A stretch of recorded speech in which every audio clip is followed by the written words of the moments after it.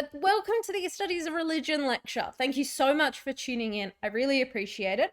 At the moment, just below you, you should see a poll that's just asking, if you're doing SOR 1 or 2. If you see me looking down, I'm just looking at it on my phone. The reason for this is the content we go through today is going to be applicable across the board. Like if you're doing SOR 1 or SOR 2, the content will be applicable. But me being able to understand might allow me to, better go over tending on the detail, because obviously if you're doing SOR 2, you're doing double the amount of the stuff. So it allows me to kind of tailor the experience to you guys, but also just gives me a good idea of what I'm working with here. So let me just take a look at that poll. That is, I was like, wow, 7 questions already. No, wrong course. Switch event. But we'll get started in the meantime. So as I said, my name's Bella, and this is the Studies of Religion lecture. I know we're day 5 in the lectures, or day 7 if you count the lectures kind of over the weekend, which some of you may have attended for some subjects, but I'm presenting on behalf of ATAR Notes. So I work for ATAR Notes, and for those of you that don't know, that have not paid attention to the little promo we've done previously, we're effectively a resources company that wants to make the HSC a bit easier for you guys. So the HSC is a very stressful experience, as you guys no doubt know and understand. What we are aiming to do is make that easier for you guys through both free and affordable resources. So in terms of the free side of things, which is what we're all invested in, especially this close to the finish line, is effectively a platform that you guys can get help from. A bit of like a not codependent, that's a bad thing, but a good relationship that you are able to contribute to help your peers succeed, but also your peers can contribute to your success. So through the website atarnotes.com, which we've just revamped for the first time in a hot while, it's looking really fresh now. We have things like our study notes, which are completely free to download. So if you're worried your Studies of Religion notes are a bit thin, there are plenty online. We also have things like our discussion forums, which are a great way to go about asking past students and current students for support, essay marking, just general chit chat, and there's also more fun chit chat involved. So we have our university discussion pages and stuff like that. Then we also have our newsletters and articles, which can be great for a little bit of last minute revision in terms of looking up the tips and tricks that previous tutors have suggested for Studies of Religion. In terms of our paid resources, TuteSmart probably isn't going to be of much help to you guys given classes have finished for the year.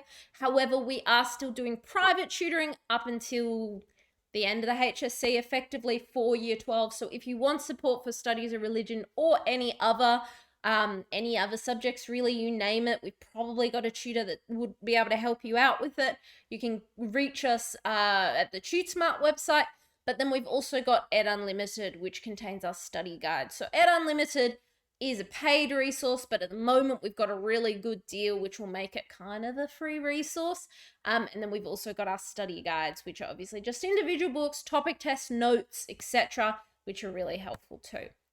As I said, my name's Bella, so I graduated in 2019, which saying that out loud seems a long time ago. With COVID, it doesn't really feel all that long ago. I got a 49 in Studies of Religion 1. However, I got 50 out of 50 in the exam, and I did rank in, I think, the top 15 in the state. Studies of Religion 1, because it's a 1 unit, obviously don't give out a top 20, they just give out a top 10, so I'm kind of like, oh, so close. But I was able to kind of turn my Studies of Religion around. I did fine in trials. I'd done okay throughout the rest of the year, but I was very much not that great. I was kind of able to pull it together with my pre-HSC study because I figured out Studies of Religion is a lot about studying really smart, not necessarily really hard. I'm currently studying a Bachelor of Law and Bachelor of Politics, Philosophy and Economics at UNSW. I am currently in my 3rd trimester, so while all these other lecturers this series that go to Sydney and UTS have got in their study break, I'm not. But trimesters really aren't that bad. If you have any questions about the uni, those degrees, or just life in general, you can also feel free to ask that. And I'm also the recipient of scholarship at UNSW, which is definitely very nice. In terms of a bit more fun stuff about me, I have a beautiful cavoodle called Harry. I love him very much. I love plants, even though sometimes I'm not the best at looking after them, which is a bit problematic, but oh well.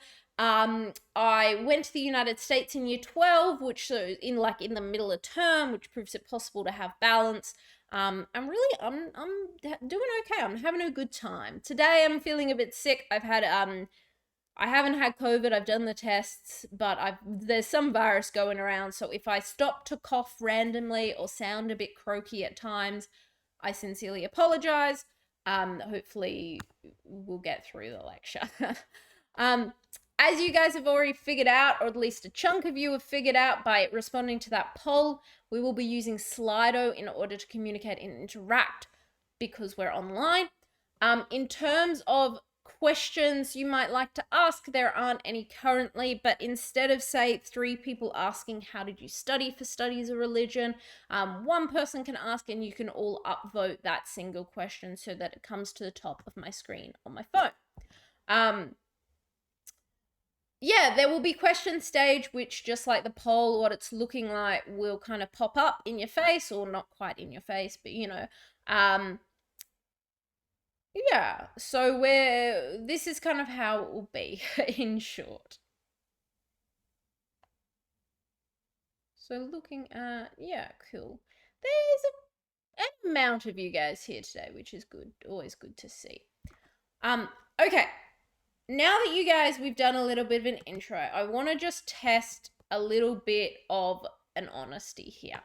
What are our current, roughly on average, nerves for the studies of religion exam? If 5 being we're hella nervous, 1 being we're absolutely going to ace this.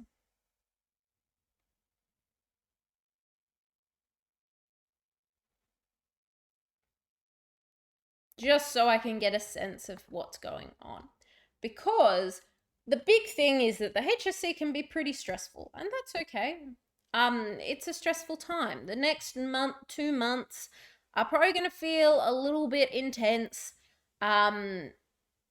which is fine. You will never have to do something like this again. Just have a thought about that.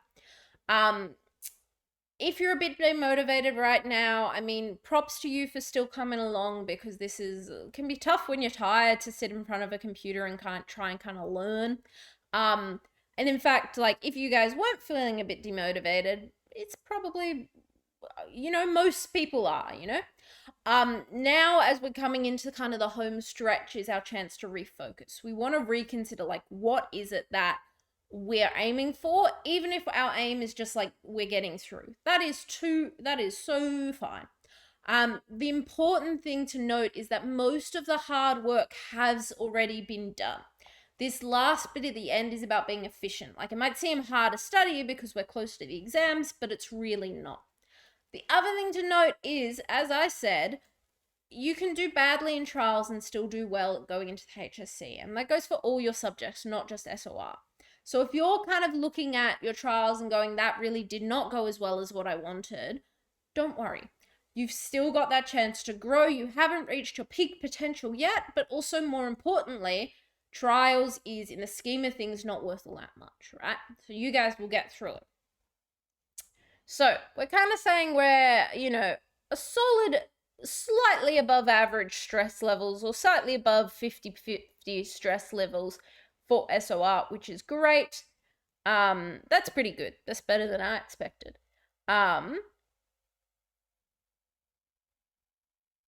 Okay, cool.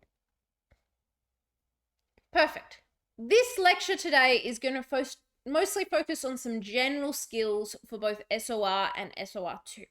We're going to look at the first core, i.e., SOR1 and SOR2 core post-1945. We're going to have a look at some essential Year 11 content, and I know that seems a bit weird to be going back to Year 11 content where we're kind of at the finish line, but this is going to really elevate your responses. And we're also going to look at some study skills. So it's going to be a really good session today where we're just going to effectively really strongly shore up that foundation, but allow that foundation to almost act as a springboard. That was an incredibly cheesy metaphor. Some, English tutors, we just have things roll out of our heads that are the worst thing you've ever heard a person say. So we're going to allow that foundation to be built in terms of the stats, in terms of the key structural issues, but I'm going to teach you it in a way that's really going to allow you to use that kind of basic skills to build something really great. So let's have a think about year 11 content. We know the HSC is kind of weird because unofficially, I'm just grabbing my water bottle. Unofficially, in most subjects, you're not meant to be tested on year 11 content, right? We have some exceptions to that. Maths, the STEM subjects in general, you can get tested directly on year 11 content. You can get asked to simplify some equation, right? No other subject is allowed to directly ask you, right? So English can't say, discuss your reading to write assessment task, or modern history isn't going to ask you about the Cuban Revolution. That's not an option year 12, no. Because, that's not in the syllabus. Same thing with SOR. Like, you can't really be asked on year 11 stuff if you guys can even remember year 11 stuff, because let's be real, a lot of year 11 SOR may not be the most imprinting on your memory, potentially because of your own focus, which is fine. I can be honest. I studied SOR 1 as well. I went to a school where SOR was compulsory. I get the mindset for year 11 SOR. It's not really important in the scheme of things. However, just like English, just like modern, just like legal, you can unofficially be tested on the year 11 content present in year 12. Now, what is that year 11 content that's present in year 12? Well, it can be a few things, right? First off, it can be the skills. If you don't learn correctly how to write an essay, analyze a short answer, whatever it is, in year 11, you're probably not going to do super well in year 12, or you catch up in year 12, but you're kind of playing catch up, right? Second thing you can get taught is conceptual ideas, right? Think English about those big picture like context or authorial purpose or stuff like that ideas. Modern, it might be more those thematic type linking ideas, etc. It's a lot more informal, but there's no rule against importing the skills and the themes you've learned year 11 into year 12 content. In fact, good responses will kind of make those dots connect.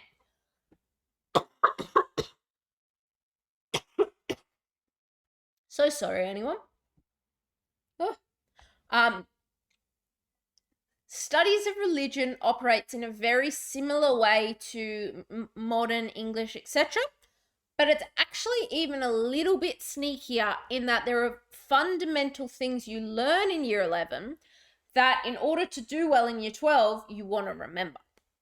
Now, does that mean if you didn't pay attention in year 11, your HSC's over?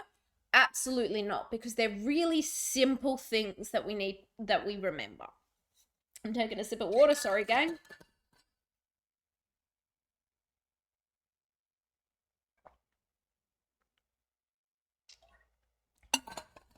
I should caveat this as well, that if you guys signed up a hot while ago for this lecture, it was not by face that you booked for. Sophia was meant to be taking today. Unfortunately, we had another sickness in the team.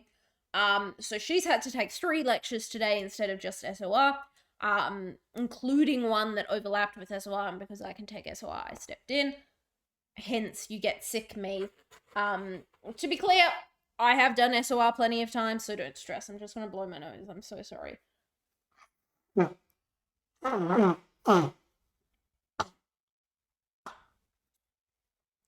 I hope I just didn't put lipstick all over myself. That would be unpleasant. Okay. So I left you on a bit of a cliffhanger there. Hey, year 11 is a bit weird in that you want to learn the skills, but there's a tiny bit of content. That content is, I'm going to go back to that. The that content is twofold. I kind of was going on a tangent. I forgot what the slide said. Hey, that content is twofold. The first is the actual fundamental things that you might talk about when talking about your specific faith. The sacred text, the key beliefs, the paradigm. The second thing is the general broad concept that you get taught in year 11 about a living and dynamic religion. Now, if you can think all the way back to term 1, year 11, when you discussed living and dynamic religions, it was a lot about how faiths are able to stay relevant. How faiths, therefore, are able to continue to impact the lives of their adherents, which probably sounds a bit similar to some of the practice questions you've gone over. So I'm going to try and follow the order of the slides for a bit as well. And before I get into that, so I don't get mixed up and go on a 50-minute tangent, we also want to step back for a second and consider we are not writing political science essays about subjective reasons people follow denominational beliefs. Studies of religion is exactly how the title sounds. You are analytically studying the world's religions as a whole. So that means you're not necessarily critiquing the religion itself. You're looking at certain aspects of the tradition and how that may be engaged with by adherents. So it's unbiased, it's holistic. The other thing to note there, you'll see I've said subjective beliefs of a specific denomination. We'll talk about that in more detail in a little while, but that's a good hint to you guys that go to Catholic schools that did 7 to 10 religious education and learn through the lens of Catholicism, that all your examples should not be Catholicism in your Christianity essay. There are obviously more extrapolations, so you can't just focus on one group all the time, but yeah, that's the one off the top of my head because I went to a Catholic school, so I get you.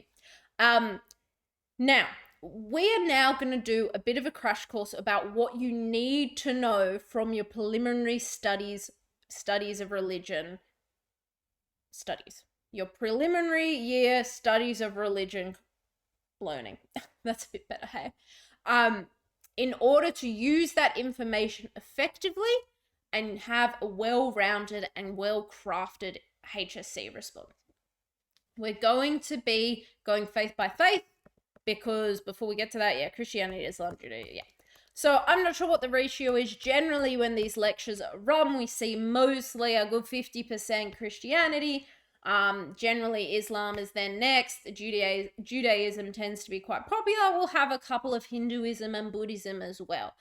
So I'll spend more time on the Abrahamic religions, but I'll also briefly go over some Buddhism and Hinduism. If I can't quite remember the terms since the last time I wrote this up, because I haven't Googled them recently, please forgive me. I might just talk a bit more generally, but I think I phrased it in a way that the slides are quite easy to access in terms of you using them as a springboard. I didn't study Buddhism and Hinduism, so if your teacher has said something, go for it.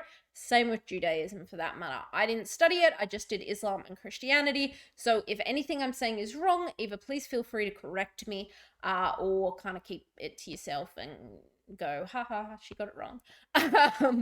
I remember that even though this is an objective study, there's not necessarily one right answer, so sometimes interpretations will also be different. And I'm just checking I'm still on screen because I just sat up for a second and I am. Amazing.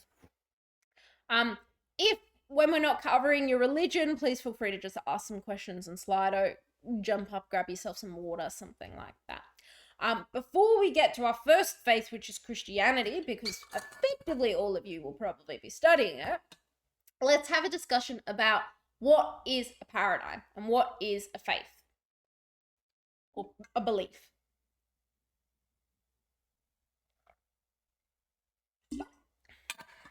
Build some suspense with a water bottle. Essential and underpinning your depth study response is an understanding of the principal beliefs and the paradigm. The reason for this is because we're going back to that living and dynamic religions. If you can't figure out what the whole point of the religion is, your essay is probably not going to have a super strong structure. Now, it may be that the question doesn't ask anything to do with a paradigm. And that's totally fine. Like, they don't need to. But underpinning very subtly any question will be something about, why do adherents follow this religion? Or how does something help adherents follow the religion? It sounds a bit philosophical, but you almost want to understand, how do we define this religion? Because otherwise, if it's just a matter of doing things and saying, yep, that's religion, from a philosophical perspective, and maybe this is only making sense to me now because I'm not 100% fully with it, there'd be no point in writing, like, you could kind of change up some things, and an Islam essay is going to look the same as a Christianity essay if you kind of use translated words and don't put in references to the sacred text. They could look similar because a lot of the time in these religions we'll do the same actions, but it's about the different result or the different reason for doing those actions. So most religions will talk something about almsgiving, right? Giving to the poor, contributing in some way. The reason for that may be different though. So why does it actually matter? I've kind of gone over this. We want to structure our responses really well. This doesn't matter if we're talking about a 20-mark essay, or we're talking maybe not the 3-marker, or let's say a 5-mark. 3, 7, and 8 generally. So let's say 5 or 7-marker. 3 markers are kind of, you can bump it out. I don't know at what point it kicks in, maybe a 4 or 5 marker. But for any kind of short answer or essay, a paradigm or these principal beliefs are going to come into play because it's a way of directing your essay. Now, hopefully you've been doing some practice questions, and you'll see that a lot of HSC questions have something about, how does following the teachings of John help Christians live a good life, or live a life in line with Christ, or something like that? And you can fill in any kind of words. How does the religion help adherents live a better life? So many variations will look like that. If you go back through some past papers, you'll probably notice them a lot more. Subtly, what this is doing is asking, how do certain aspects of these religions reflect the message of this religion? Because mostly live a good life, live a Christian life, live a better life, achieve something, that's not just looking at it from obviously, we're not looking at that from a objective, materialist, whatever way. Like, if, we're looking, the implication from Nessa is it's got to be related to studies of religion, right? So, basically, most questions boil down to something about, how does aspect of the said religion reflect the goal of this religion, or help adherents join the goal of this religion? And sometimes Nessa is super obvious, right? Assist in adherence to Allah, keep the covenant, love one another, which hopefully if you're studying Islam, Christianity, or Judaism, those 3 dot points will sound a bit familiar. But basically, if we then put that together, so how do aspects of Islam help assist in adherence to Allah, help adherents submit to Allah, something like that, we are automatically thinking, how does Islam help adherents achieve the main purpose of the religion, right? So our response is going to be ultimately about, how do specific aspects of the faith allow the believer to follow the belief better? Now, that might seem really silly to break it down to that bare bones level, but I promise there's a reason for this, okay? If you have something in your thesis, you're more likely to follow it along and keep linking back to it, right? So if you make your answer to the question effectively, adherence to a principal belief helps a follower live out the paradigm, you can then use that as a general thesis for whatever response, even if you're bringing up people, if you're bringing up practices, if you're bringing up ethical teachings. So it's almost like we're following a bit of a train. Principal beliefs help a follower live out the paradigm. Ethical teachings, people, and practices help them adhere to those beliefs. So it's kind of like ethical teaching follows the beliefs, adheres to the paradigm. it kind of goes back to what I was saying before, right? You don't just do something for the sake of them. There is something, and for those of you that go to a religious school or have religious parents, this isn't time for your input.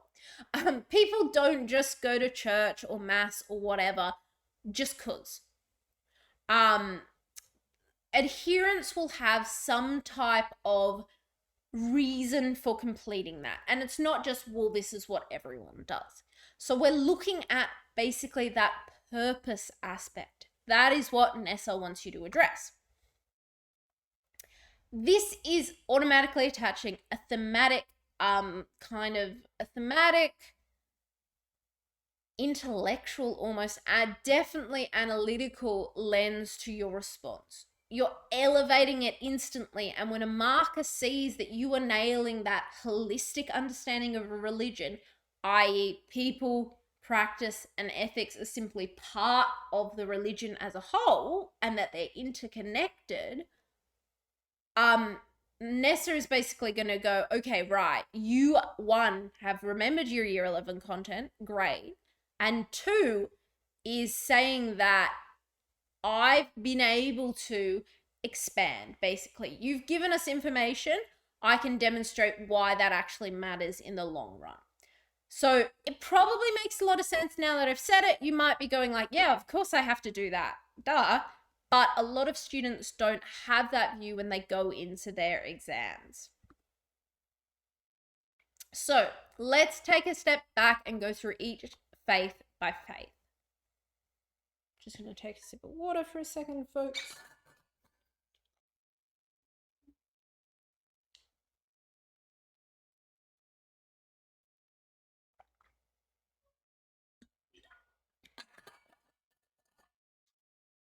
Okay, perfect.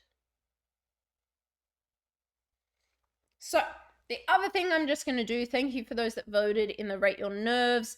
I appreciate it. I'm just going to put another quick little poll up just as we get into the articles of faith, the key beliefs of each faith about what your current relationship is with SOR. Just again, so I can just have a sense of how you are, especially as we go into the core section, which I feel is the content heavy one. Essays, you kind of vibe a bit, and you can reuse content in different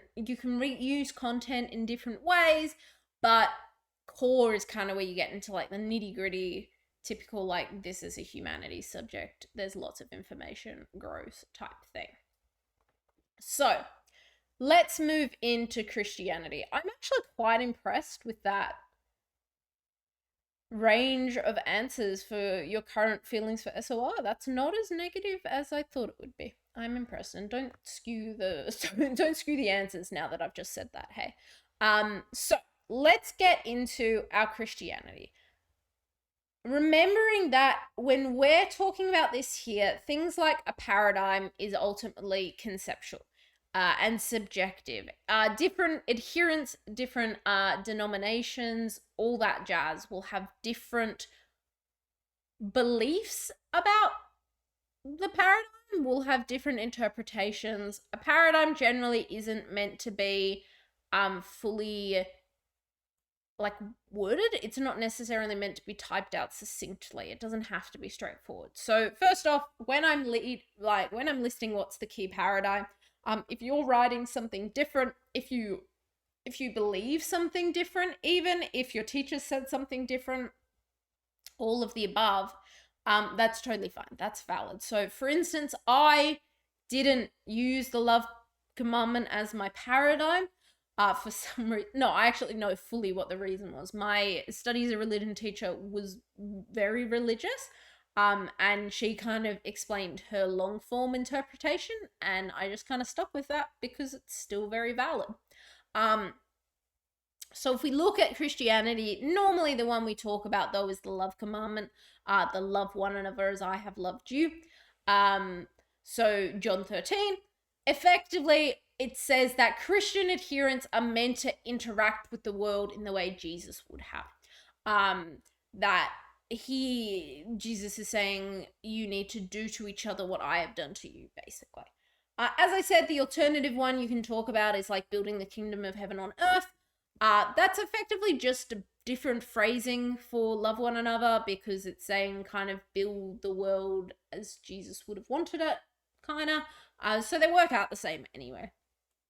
Now, why does the love commandment matter?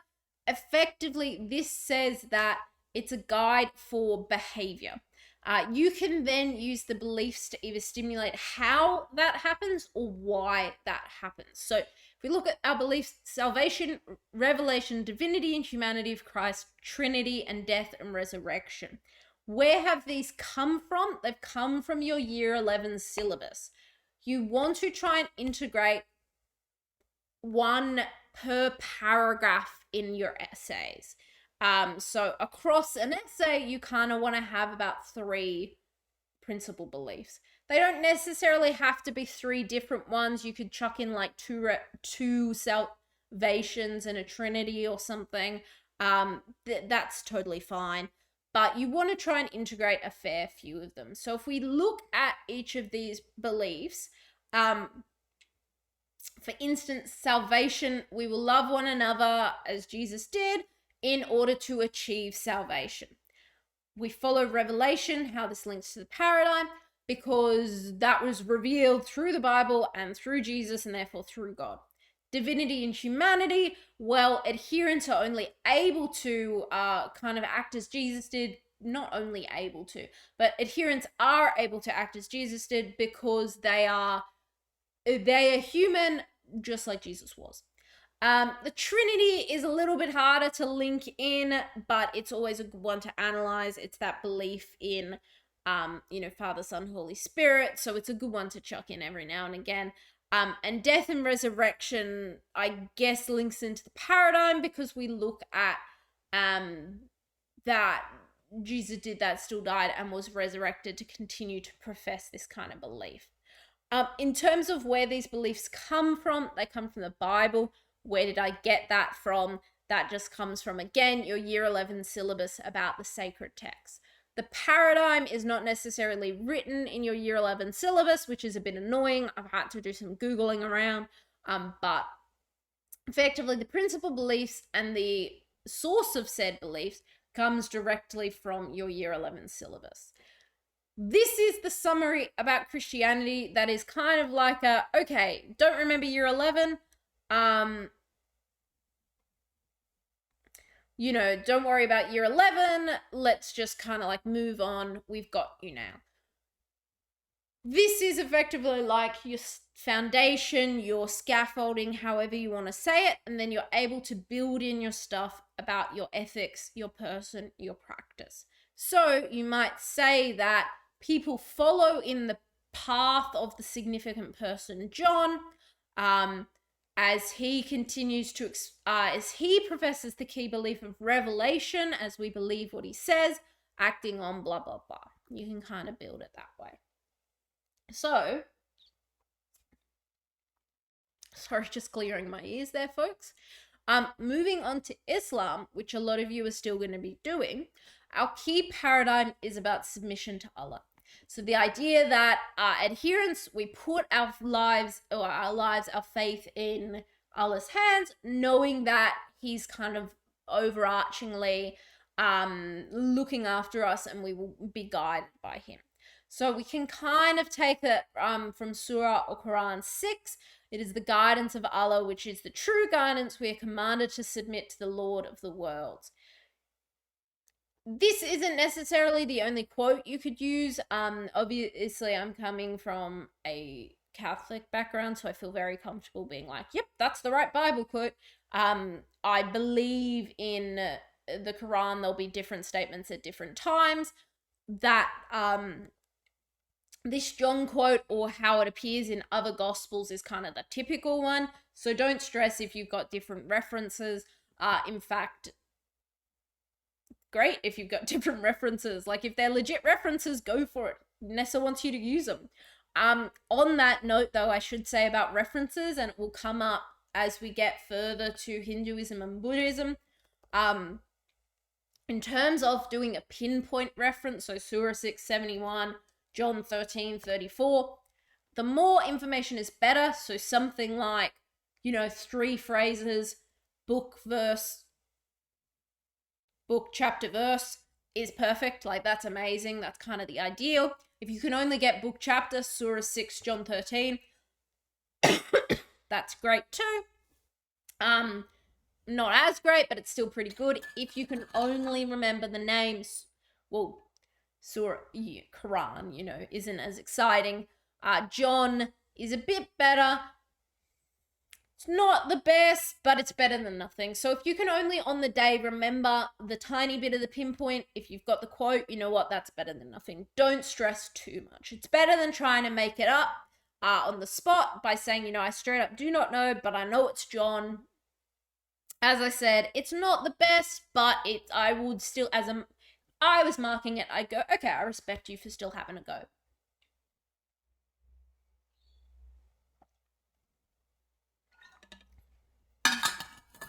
So, effectively, what this submission to Allah means is that it means that adherents should show total faith in Allah and His will, following the straight path. So, following the straight path, following the path that's laid out, but the correct path, basically. If you're using Arabic terms to define the principal beliefs, which you should because it's kind of like detail, make sure you initially define them. I'm not a fan of this tip, just because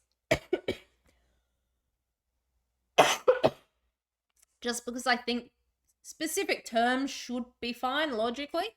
However, you won't necessarily be getting a marker who has studied Islam marking your Islam response, and the same goes for any other non-Latin languages. So you always want to be careful. I've always been taught that if you define initially really anything, that's your best bet if it's a non-English word. However, once you've kind of said the belief of Tawhid, the oneness of God, which even then that's a bit borderline, things like it's more that Malika maybe, you can just keep calling it Tawhid for the rest of the essay. So don't stress too much, it's a one-time thing. However, if for whatever reason you forget to define it, it's not going to be the end of the world. It's just a good tip because it will make the marker kind of go, wow, like, thank you. In terms of our beliefs, we have 1, 2, 3, 4, 6 versus 5 in Christianity, so one more. However, I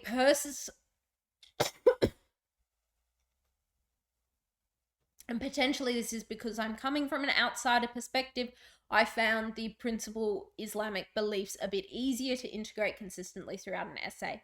The reason for this is anything that's kind of contained in the Quran, much like Revelation for the Bible, is about books of Allah, which, the principal belief says if you follow the books of Allah, you will kind of have the guidance to be submitting to Allah.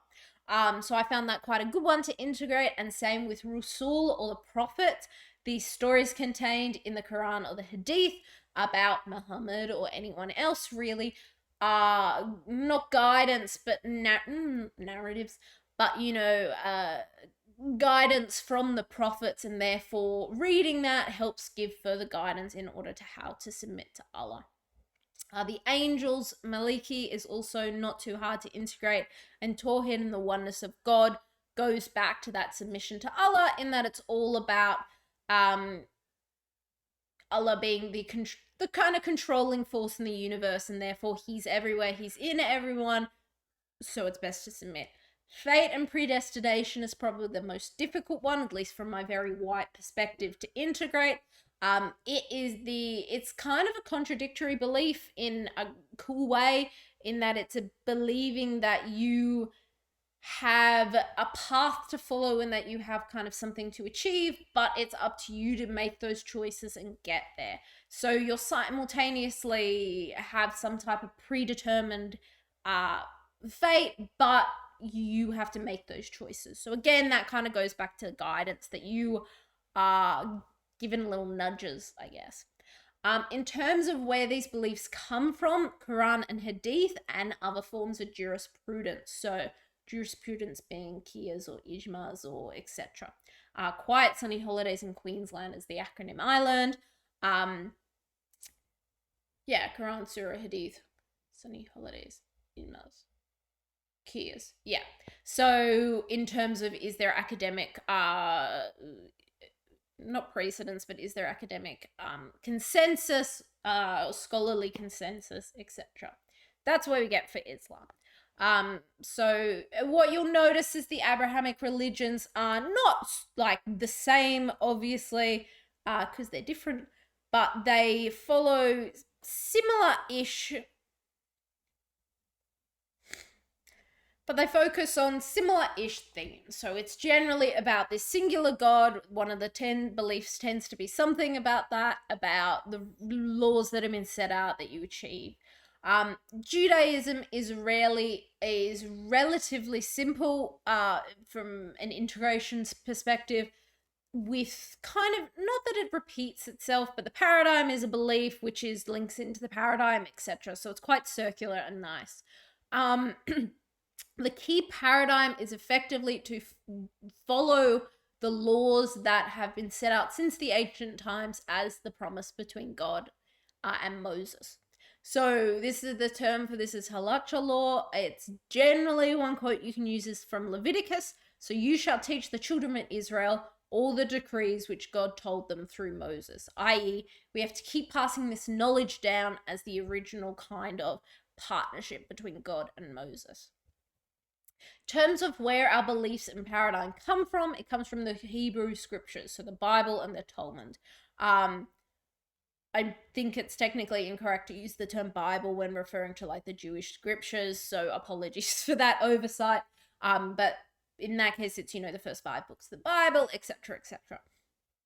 I just felt called out. I saw a tweet about that the other day about, don't call it just the first 5 books of the Bible, it's something else. And I was like, oh my God, I've got a lecture coming up. Oh my God, what do I say? So if you guys if you're being taught a different phrase, that phrase is probably correct. In terms of our principal beliefs, as I said, they all kind of connect to one another.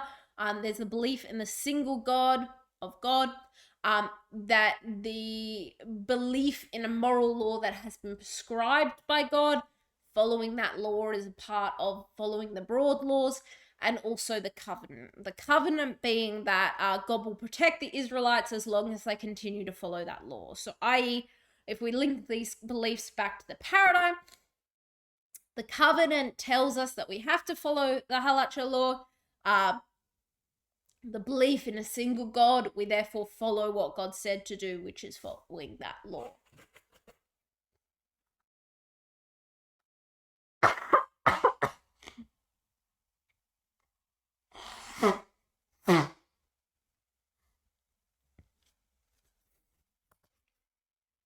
Thank you, folks. So, moving on to Hinduism and Buddhism now. So, I'm going to apologize if I'm getting stuff wrong here, just straight off the bat, because I do have at least one question from someone that is studying Buddhism. So, sorry, King. So, the Buddhism and Hinduism responses, presumably, at least partially because of who Nessa is designing the syllabus for, Nessa doesn't offer as much guidance as they do with the Abrahamic religions. They link in a bunch of principal beliefs that just are a list as long as my arm, and all this kind of stuff. And that's not necessarily going to be possible for you to be able to integrate effectively within a single essay, just because, like, you're human, you're writing it in 40 minutes. Like, you can't do a whole dissertation, right? Okay, so in terms of Hinduism, I'm going to try my best to summarize kind of the key aspects. So in terms of what the key paradigm is for Hinduism, and what you'll notice is Hinduism and Buddhism can be quite similar in the way that the Abrahamic religions are within themselves, is our key paradigm generally for Hinduism is like almost like our key goal. So to gain punya, which is kind of like saintly value, good karma basically, but that's like in the white way of saying it, not the actual using karma as a religious term, in order to transcend samsara, which is that circle of life and rebirth. So we have this quote which says, there is neither death nor birth, neither a struggle nor a bound soul, neither a seeker after liberation nor a liberated one. This indeed is the ultimate truth, i.e., moving past death and birth, struggling or bound soul. So it's effectively saying that there is something other than this, and that is the true truth. In terms of our key beliefs, Nessa gives you a lot. But these are kind of the ones I think that are the best summarized. So we have our self-existence, which is Atman, and Brahman, which I'm just going to 100% confirm. Amazing. So it's about the existence of the soul in line with the universe and how they interact. So Brahman being about that conscious, irreplaceable, I guess, existence of the universe. And Atman being that self-existence. So if universal self, the personality that exists still after death, and I'm just confirming them because I feel like it. Belief in the gods and goddesses, and then finally the belief in drama, karma, and moksha. So moksha is the... Hang on. Moksha is effectively freedom from samsara, so you can almost reword the key paradigm there. About the key paradigm is to achieve moksha, which is that freedom from the cycle of death and rebirth. Karma being obviously the way you are able to accrue that freedom from moksha, and drama being all about the duty and affiliation. So you kind of follow your duty, achieve good karma, and then are able to achieve moksha is kind of how that works. With Atman and Brahman being kind of the forces that are keeping that in check. Now, that was a bit of a drawn out explanation. I apologize for that, but I think it's worthwhile to kind of get your head around the depth study of Hinduism, because it is largely, it's a lot more, it's a different type of goal, right? We've got with Christianity, Christianity, Islam, and Judaism have a distinctly different kind of paradigm in terms of what the adherent is, quote unquote, getting out of it, as to be putting it really bluntly. In terms of where these beliefs come from, they're going to come from the Vedas and the epics. Now, moving on to Buddhism. So in the same way that Hinduism's primary goal is to kind of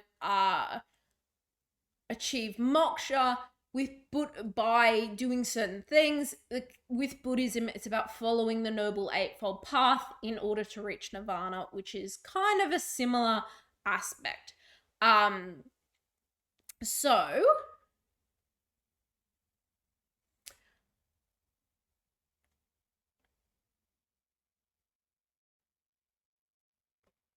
when we look at this belief, what it means is Buddhists should be aiming to be noble in all aspects of their life, and you can find all 8, but it's effective like speech, view, resolve, actions, etc., in order to achieve nirvana, which is kind of like that moving from the cycle of life, birth, and death. Just in the same way, same term, right? So there are a lot of key principal beliefs that you might want to talk about with Buddhism. You don't have to talk about them all, just like I discussed with the other key faiths. It's a matter of going, okay, which ones are going to be relevant? Which ones can I focus on? In terms of this first one, the 3 jewels, just the Tritana, Triratna rather. We have Buddha, Drama, and Sangha. Just like in terms of drama being our instant forget. Buddha being obviously the key aspect of Buddhism, the individual, Sangha being the community, or also kind of like the priests. Drama being finally that kind of, the duty. So they kind of work together. The Buddha and the community both follow the duty, basically. Our 4 noble truths are also a key part. I've defined the words for myself here, which is handy, but it's about renouncing desires, moving towards the ending of suffering and moving on to the path, instead of just, it's about, I guess, renouncing that kind of desire and moving forward in order to better achieve that nirvana. So if we move finally to that last point about karma, samsara, and nirvana, how they link into the path is it's all about, by following the key paradigm, you might achieve better karma, you're able to break out of samsara and achieve nirvana. And same thing, the Four Noble Truths put you towards the path. In terms of the marks of existence, dukkha being suffering there, anicca and anatta being about how the body interacts with the world. They are both, I guess, reasons to follow the Eightfold Path, realizing that life is currently a bit, suffering and moving towards the truth of life. So again, it's a bit more circular in terms of the paradigm doesn't necessarily sit after. If we think about Christianity and Islam, it's kind of, I do things in order to. This is more like it kind of links in differently, in the same way that Judaism and Hinduism do. I know I'm making a lot of connections. I don't know if that's helping. I feel like it might help, but it's got that different way of thinking. So where do these beliefs come from? The Tripitaka, the Lotus of Good Law, and the Tibetan Book of the Dead are our primary sources. Again, that is just from your year 11 syllabus. So we have all the information now. What do we do? Well, the answer is we kind of already know what to do now, in that we've been studying. This is now what we've actually studied for the past year. That was all the year 11 stuff. I know it took a while for me to explain it all, but I think it's best to kind of start fresh. Now we move on to applying it by using our actual year 12 content. So as our year 11 content served as a bit of a foundation, we now have to build up that foundation using case studies. Your case studies that you will be using to prove the paradigm, basically, are your significant person, your significant practice, and your ethical teaching. So almost like we're now kind of starting with the paradigm and we're building 3 ropes off it. So ethics directs adherents to live consistently with the principal beliefs and the paradigm. The practice provides a medium for adherents to express their principal beliefs and therefore the paradigm. And the person and school of thought exemplifies how to live by those principal beliefs and the paradigm. Now, the interesting thing is Nessa actually used to want people to see year 12 studies as a culmination of this very explicitly. So in 2013, it looks weird. This was what the essay question was. Discuss the relationship between 2 of the aspects shown in the diagram on page 16 and the way they contribute to religion as a living religious tradition. In your study of religious traditions, you focused on 3 different interrelated aspects as shown in the diagram. So Nessa has been saying for a hot while, these are meant to be adding to something. We just happen to focus our sight in on those things. So why does that matter? Well, we're not going back to this concept of year 11 content as examinable, or at the very least, year 11 content as something that will help your essay. So it's worthwhile to consider right now how you're actually going to end up presenting your essay, because we can get into all the nitty-gritty detail about your person and your statistics and stuff like that. Let's have a look at what the general principles of our depth study are. SOR markers are going to value a holistic understanding of the topic with specific evidence to support your arguments. You want a mixture of detail, explanations, etc. in all your responses. Now, what is detail? Statistics, quotes, sacred texts, terminology, etc. A strong band 6 response is going to use at least 1 sacred text and 1 something per paragraph. So 1 sacred text and 1 detail, basically. This could be something like one sacred text, one example of an organization, one sacred text, one modern scholar quote, one sacred text, one sacred text, one manifestation in the practice. That's kind of how you'll be putting your response together. Now, that is assuming roughly kind of like 4 points per paragraph, I think. Each quote having a point, roughly. Or each point having a quote. So you want to kind of fill it that way. If you want to have a formula to apply, SOR is very similar to the histories. And I can't vouch for how similar the histories are to legal or whatever. But basically, every 2 marks, you want to make 1 point and 1 piece of evidence. So a 4 marker is going to have 2 points to make, which each one will have a quote or something else. An 8 mark mini essay will probably make 4 points. 2 in one paragraph, 2 in another paragraph. A 5 marker, to be rounding it up, will have 3 distinct points and maybe some extra detail if you feel like flexing it. An essay, therefore, is going to have 10 points. So 20 marks, 10 points. Roughly, that's going to then translate to 3 points and 3 pieces of evidence per paragraph minimum. Ideally, you'll probably have 12 all up instead of 9. So 4 paragraphs of 3 or 3 paragraphs of 4.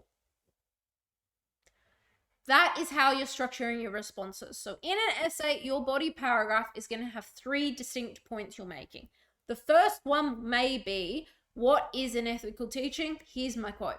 The second one may be how this is applied to an issue and a quote. The third one may be how this is manifesting in the real world, and the example is an organization. So for SOR, timing is very simple. It's roughly 2 minutes per mark. NESA recommends 35 minutes for the essay. I think that's insane because, like, why would you ever do that to yourself?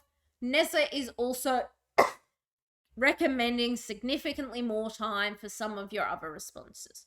So try to spend about 40 minutes on your essay, 10 minutes on your section 1.5 marker. So in total, that'll be 20 minutes for SOR2 for your 2.5 markers, 15 minutes for your short answers, and 10 minutes for each multiple choice. So for multiple choice, that comes down to 1 minute per question. This is, I think, the most successful because it's balancing speed, but also not going too fast. It's also a lot easier to think about because it's just like, okay, I'm starting my 5 marker now. I move on in 10 minutes. Most important, however, to your depth studies is being able to synthesize your understanding of religious principles and the content at hand. So saying, I know we learned this in year 11, but I'm also going to make sure my focus is on my year 12 knowledge. Your thesis is going to link into the paradigm and the key beliefs. As I said, it's going to kind of provide you with the broad theoretical driving purpose. And then your significant people, practices, and ethical teachings are effectively your body paragraphs, your arguments. So you can bring them up as their own individual things, but you're still ultimately going to be talking about your paradigm in amongst that analysis. Now, that may have all sounded like a lot of words to say not a lot, and you might be going, okay, can I ask you to repeat all of that again? The good news is your paragraphs are effectively going to look like this. If you're a visual learner, this might help. Or maybe it might look like this. What that means is you introduce your big ideas and then start to get a bit more specific as the paragraph goes on. Now, again, what does that mean? Effectively, you're going to start with what's the significance of something to your faith, bringing on something, then bringing up something about your person, then bringing up maybe something about how it's achieved in practice, in a denomination, or something like that. So, roughly, this is going to be your pattern. One body paragraph is going to be one contribution impacts, something like that. Each paragraph is going to have a new point. You're going to use 2 or 3 quotes throughout the paragraph. Make sure you have a mix of some stuff. Then you're going to have your topic sentence, making sure it's really strongly relating to your main idea as well as your thesis. Don't stress about, sorry, this is specifically for the significant person, but it works for both. For the significant person, you want to make sure you're not necessarily getting bogged down in biographical details. Knowing the date of birth, date of death isn't really going to be a make or break aspect of your response. And then translate to this into not just Christianity, but general, is it is a big thing to link back to the impact to the modern day religion and to the development of each religion, because you're going back to that key paradigms. The significant person is only able to have an impact on the modern day religion if they're very significant, which is going to be something about the paradigm, something about the beliefs. But let's go back and think about how we're going to use this upside down pyramid, getting more specific as we go. Well, for specific person, or for your significant person, this is maybe what you might like to say. You might like to say, I'm going to start with faith's paradigm, then I'm going to bring in what did this person say about the paradigm, then I'm going to say, what did this specific person do in order to bring out a certain quote? Then I'm going to link to why that mattered. Then I'm going to demonstrate how it still matters. And then I'm going to link back further. So here's an example paragraph. It's a little bit intense, but that's okay. We start off, the significant person of Imam al-Shafi further highlights how Islam assists adherence with daily living, showcased by its contributions to jurisprudence. So, a paragraph here is the faith worldview and paradigms assists with daily living, basically. In terms of what's their context we're going for, during Shafi's time, there were 2 conflicting schools of Islamic jurisprudence. As this was creating divisions in Islam, which caused the strength to disappear, Shafi created his own school to unite the schools through a new process of reasoning. So that's kind of our specific contribution. Our why is about that strength to disappear. So we've already integrated a quote. The key sources, he argued, are the Quran, Hadith, Ijma, and Qiyas. In uniting the 2 schools, he also unified Islamic beliefs and prevented the legal system at the time from breaking away from the mainstream. So that's kind of our impact on religion. This process developed and still exists today as it provides guidance for the issues that come future generations, regardless of the era. Subsequently, he helped adherents perform better deeds to enable them to achieve Akira, exemplified by 29% of Sunni Muslims worldwide following his school today. That's kind of that contemporary link now, although we did do a bit of a link back to paradigm about the context, assisting adherents to remain on the straight path. Got a little bit of paradigm there, but now we move back to another quote. This is exemplified by scholar Hamadullah, who argues that Shafi's most important contribution was that he united the 2 schools. And then we kind of go into a little bit of example.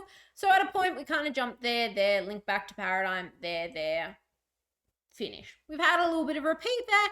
That's not a problem because this is an essay paragraph.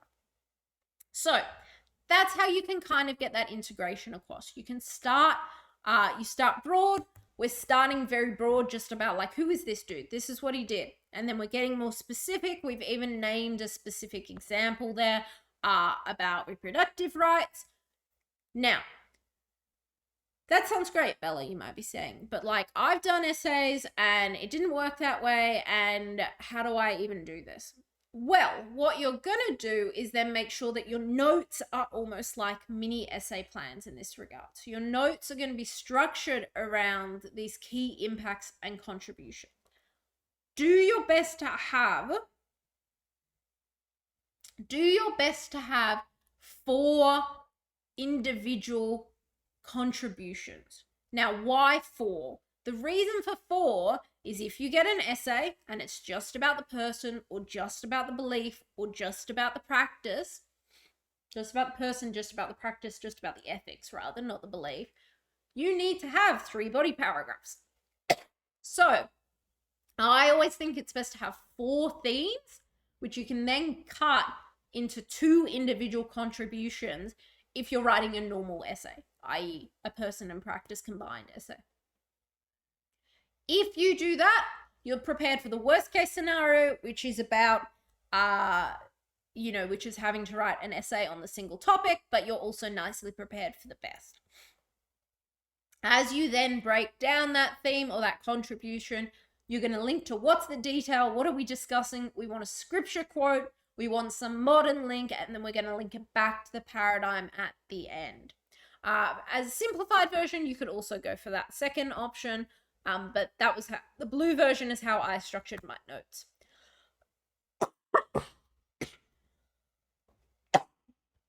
Now, we're going to get through significant practice and ethics, and then we're going to have a good 10-minute break.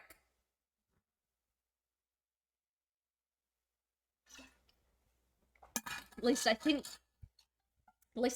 we're almost there. Yes, we are almost there. Excellent. So, to keep things easy for your significant practice and ethical teaching are going to be very similar to that structure we outlined in your person paragraphs. So, we're analyzing how your prescribed practice allows adherents to better connect with their faith. How does it express beliefs, and what's its significance? This is kind of like that impact and contribution aspect, right? We've got impact, we've got contribution. Why are they slightly different? In the same way that express and significance. So impact to the individual, impact to the faith, express the beliefs. Significance is kind of like that contribution aspect. However, significant practice has a slight twist in that we want the significance for both the individual and the community. We're still talking about what's that ultimate consequence, but there's that little level of nuance. Additionally, make sure you have a rough idea of what goes on in the practice from a non-intellectual perspective. A good example of what happens in that practice is detail for a marker. It also helps you to be able to structure your essays, and probably most importantly, you could get asked a 3-marker that says describe aspects of this practice. So you want to know how the practice works. You want to know how the practice works if you have to answer that type of question. And luckily, you can follow roughly the same structure. So you start with the faith's paradigm and beliefs, how the practice is reflecting the beliefs, what is a specific aspect of the practice, and link in some type of Bible quote. How does that impact the individual and the community, and what is a in-world example of that? So this was a funky response because I think it was meant to be like a 4-marker and I made it way too long, but that's fine. So the beginning and ending elements of weekend worship, the gathering and sending are integral to understanding Christian beliefs. The initial aspect of the gathering acts on the key belief of revelation, with adherents making a conscious effort to keep the Sabbath holy as instructed in the Bible. So this is this one. We've kind of skipped these a bit, but that's okay. It wasn't an essay. So significant aspect of the practice, and we've got a text. Thus, the very act of worship allows followers to gain a deeper understanding of their beliefs, taking steps to live them out. So that's kind of impact on the individual. We've kind of brushed through that. In the Catholic denomination, this feature of the Mass is often paired with the sign of the cross, vocalization of the belief in the Trinity. That's a bit of a cop-out answer, but it's still totally correct. Equally as essential to worship is the aspect of the sending. So we're jumping back up to here. We've done that, we did that, we're back up. The sending, which literally prompts Christians to go therefore and make disciples of all nations.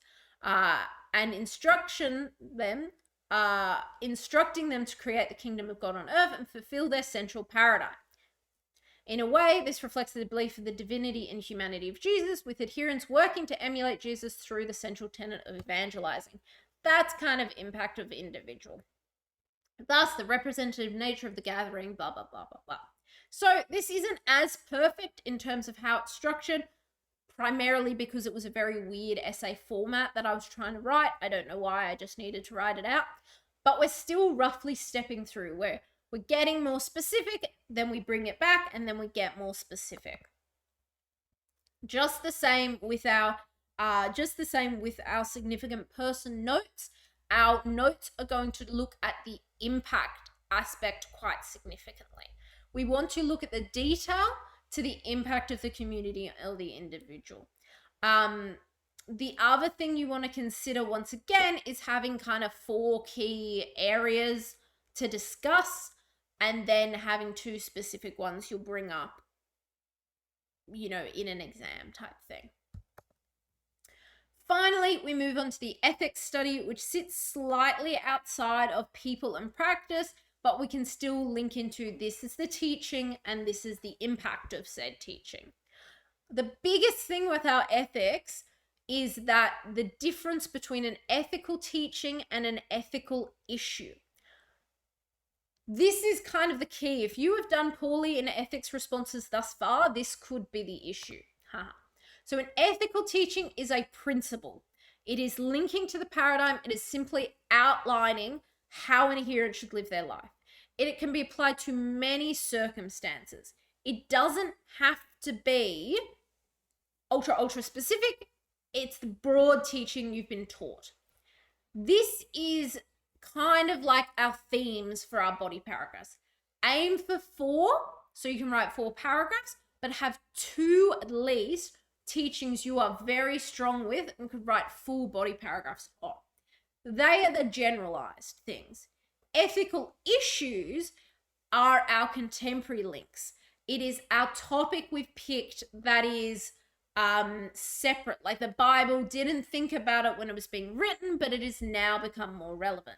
So for instance, if we take this, God created man in his own image, may be an ethical teaching, and then our ethical issue might be that of assisted dying. So we can use effectively the same structure. We go from the paradigm's worldview. We start off with the specific ethical teaching. We do not start with this paragraph is not based around the issue. It is based around the teaching. The teaching branches off into the issue. That's very important. Some schools teach it the other way around. Markers are generally, well, one, because I think it's just broadly easier to write, but markers prefer going ethical issue, ethical teaching coming off that. Then we'll move into the specific issue, and we might have specific organizational, denominational, etc. statements. No actual written out paragraph this time, but we do have a little structure. If our paradigm is building the kingdom of God on earth, we then move to we are adhering to the life that's set out in the Bible, which allows people to achieve salvation. This is done by the theme of, the ethical teaching about stewardship, about taking nothing for your journey. I might link in then McDonough. I can't remember a quote off the top of my head, but I might link in them. I might say that this links really well if we're doing taking nothing for our journey. It links really well into anti-materialism and being sustainable. And then I might use Baptist World Aid Fashion Guide as an example, as a major publication that is released specifically with reading of the scripture in mind. There we go. That is our ethical teaching. Ethics is probably the hardest section. Ethics is probably the hardest section because it's just a tiny bit different to the other 2, but it's nothing too severe. Again, try and think of 4 ethical teachings, as I said. Our main example is the link between the teaching and the issue. Now, the eternal studies of religion question is, what if there's a quote in my essay? I don't want to have a quote in my essay, which fair enough.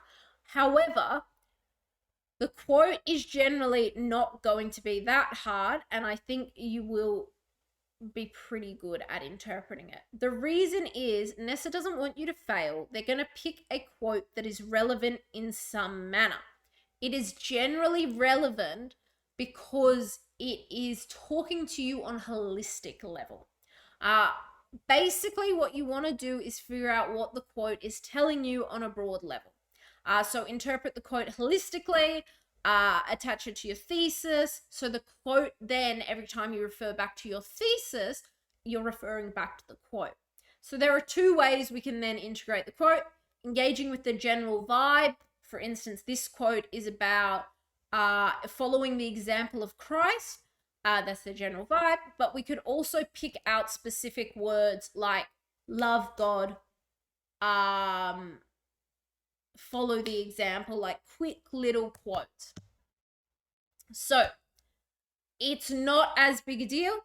It's going to be more about looking at what is the quote trying to get across from a holistic level, knowing that the quote is probably going to be, most importantly, a generalized quote about the religion as a whole.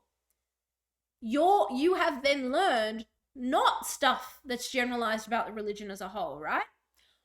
So it's about translating that generalized opinion into that specific evidence, which is generally going to go back to the paradigm. So when we're looking at our depth studies, there are a few things we absolutely have to do.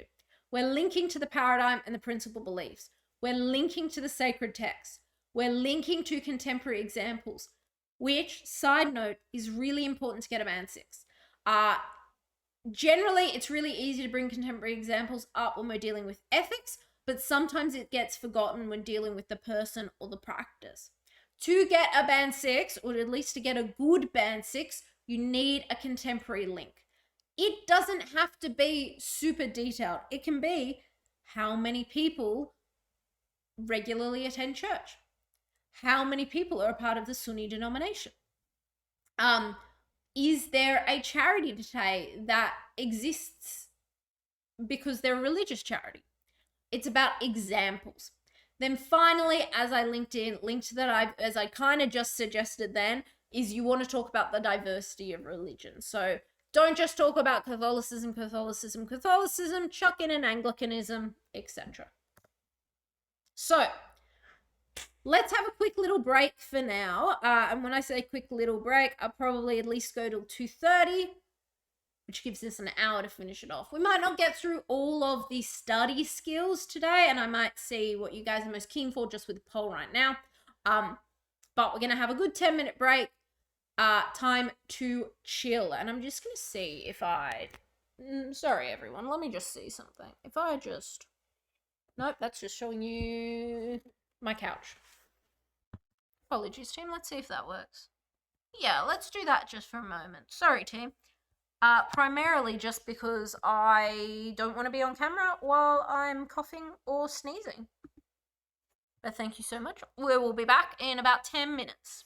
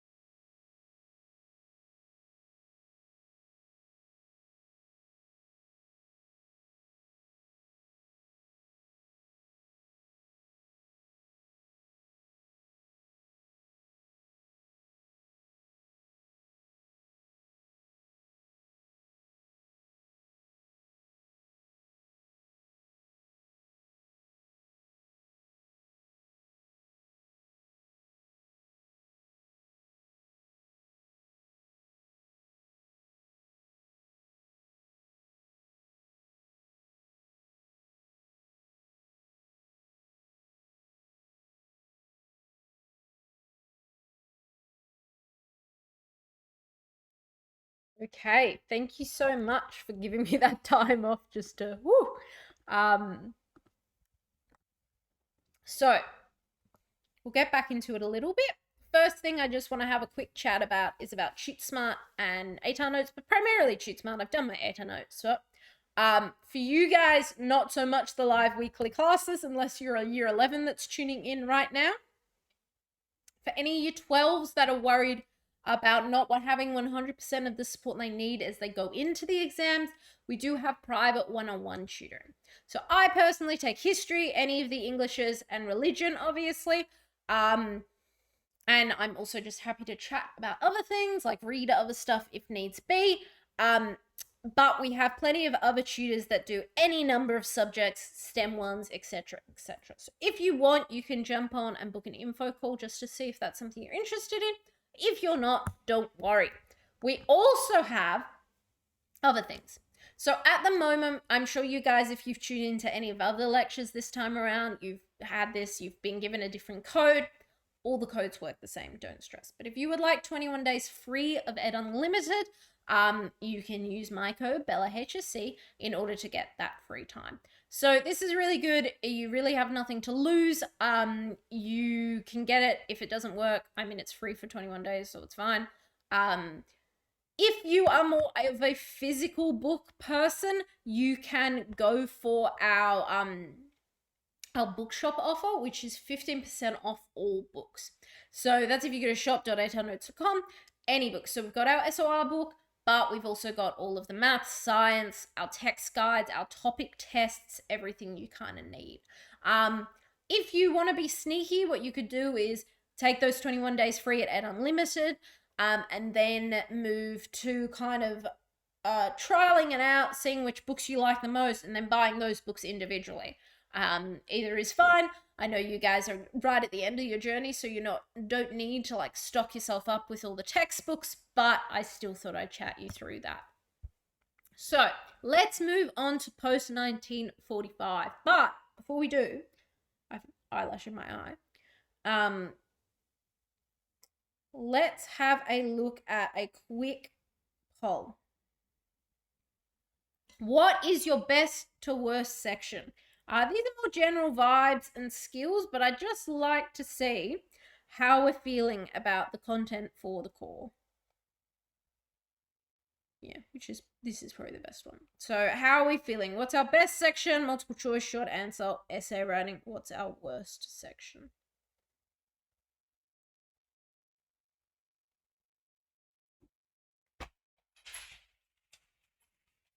I agree. Yeah, so what's your best section? What's your worst section?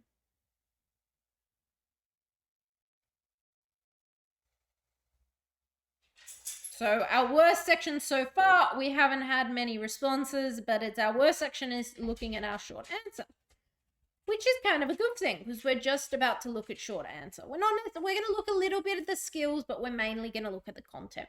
So if for whatever reason you totally zoned out for a chunk of your year 12 content for post 1945, don't stress. That's about what we're going to tackle. There we go. That is what we're going to tackle. So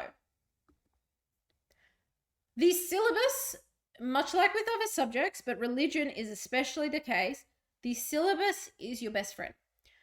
Nesta is very, very good at following the syllabus for studies of religion, at least. It's very clear about what they set it out. Sometimes I think some of the dot points aren't like the best in terms of just like making sense, in terms of sensible groupings, but by and large, everything on this syllabus is a perfect guide for you.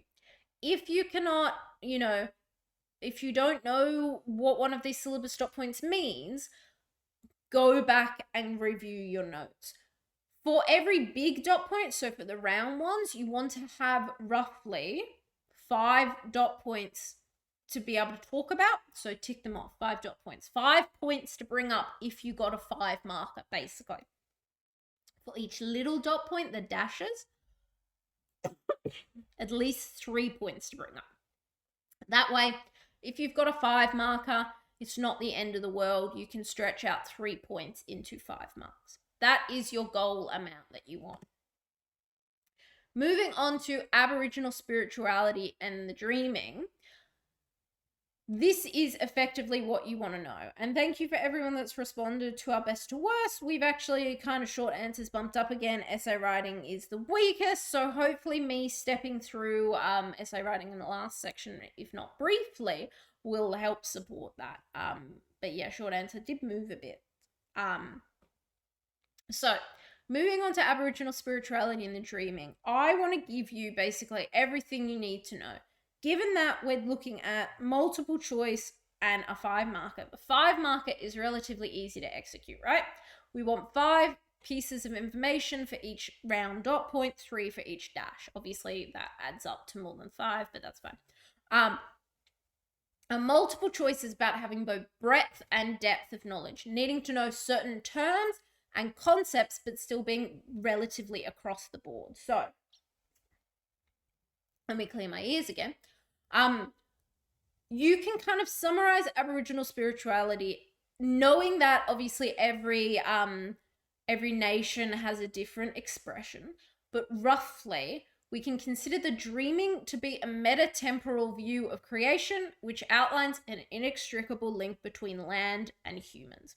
Now, what does that mean? Well, the first thing to note is dreaming needs a capital D. I don't know if you'll get marked down, but also like it is, it's a proper noun, needs a capital. None of that lowercase stuff. Metatemporal means it is in the past, present, and future all at once. It's not necessarily like the dreaming is continuing. It's not necessarily just historical. And in terms of inextricable link, land and humans are innately connected, not in a way that humans own the land, but their togetherness. Okay. Moving on to our first dot point, which is 1, how is Aboriginal spirituality determined by the dreaming? So the dreaming is a metatemporal belief that guides blah, blah, blah. Our first example is kinship. So kinship regards social responsibilities and relationships. It's a flat social system, i.e. someone is not better socially than someone else. However, it is hierarchical in knowledge. So i.e. someone that is older and knows more is valued more. But it's not necessarily about innate kind of materialistic traits. Aboriginal spirituality is totemic, so you have totems and can consist of either skin names or moiety. So what moiety is it comes also under this kinship dot point. So kinship includes totems, it includes skin names. The important thing to note is these are specific examples. Nessa wants you to be able to use these terms and understand these terms. Not necessarily to like argue, but if you got a 5 marker that said discuss how the dreaming guides Aboriginal spirituality, you want to be able to use terms, not just talk about, relationships. So moiety normally refers to half groupings. However, some different countries will have different splits. So sometimes they'll have 4, sometimes even 8, depending. This, as I said, will guard relationships. So for instance, you're not meant to necessarily marry someone from within your group. They need to be split from the other side of the community. For specific examples, the Guringai Nation have the crow and the seahawk. The Yolngu people have Yurata and Dua. So that's really dependent on the group. As every nation will have a different expression because that's how it works, you can use these types of specific examples as just that, an example. You're not necessarily using them as this is our standpoint and every country must follow that line. This is obviously extrapolating. You can say this is an example. Or use it as an example more correctly. Kinship is extended to all living beings as a way of connecting each other to the dreaming. So for instance, someone who has a totem of a kangaroo, let's say, is not allowed to kill or eat a kangaroo because they're connected. So it's a way of ensuring that species are protected, but also that it is that symbiotic relationship. I have such an eyelash. Sorry, team. Um, Ceremonial life, as our next small dot point, is the communication of knowledge. So we know that First Nations religion has basically oldest continuing tradition globally. So that means it pre-existed a lot of traditional ways of pre-existed a lot of contemporary ways of communicating knowledge. No printing press, right? So ceremonies act as an oral tradition of explaining and sharing the dreaming. It can also be about conferring rights and responsibilities. So, for instance, they can signify certain moments. So, female initiations after a girl's first period, the girl might be bathed, painted in ochre, and kind of initiated. Male initiations, a boy will have, say, his head shaved or have some type of body modification in order to signify that next stage. For instance, as well, funerals and sorry business is a very strong ceremony. I know ceremony has a bit of a positive connotation, but it's still the ceremony the same. So in this case, names may not be spoken, possessions will be destroyed in order to help the spirit return to the dreaming. This is why you will hear before like news stories about Aboriginal or Torres Strait Islander viewers are warned that this may contain images of deceased people. It's because it's believed that if you kind of look at a picture of someone, that might disturb their spirit. And same goes with naming. So we've actually seen a fair few examples of quite famous First Nations individuals, the families coming out and saying, actually, we would like we respect that if you want to use we want to use the name, basically. And I can't remember who they were. Yeah, so David Gopalil, for instance. Archie Roach was the most recent one, I think. They, for a while, he was called by a different name, and then the family kind of came out and said, no, you can call him this. Uncle Jack Charles is another one. So there've been a few examples about families giving permission to use names and images. So you can look up some and actually use that, say, as an example in a 5 marker if you wanted to. In terms of that final dot point in Aboriginal spirituality and the dreaming, obligations to land and people is all about the fact that the land is not only about ancestors, but its connection to individual identity. So you have an obligation to the land in the same way your land is effectively a part of your social structure. I don't have a specific example for this dot point, but it kind of links into the other aspects about kinship as well. Now, this is kind of our starting off point for Aboriginal spirituality. It's the summary aspect. You could get a 5 marker there. The 5 marker will most likely be talking about discuss, describe,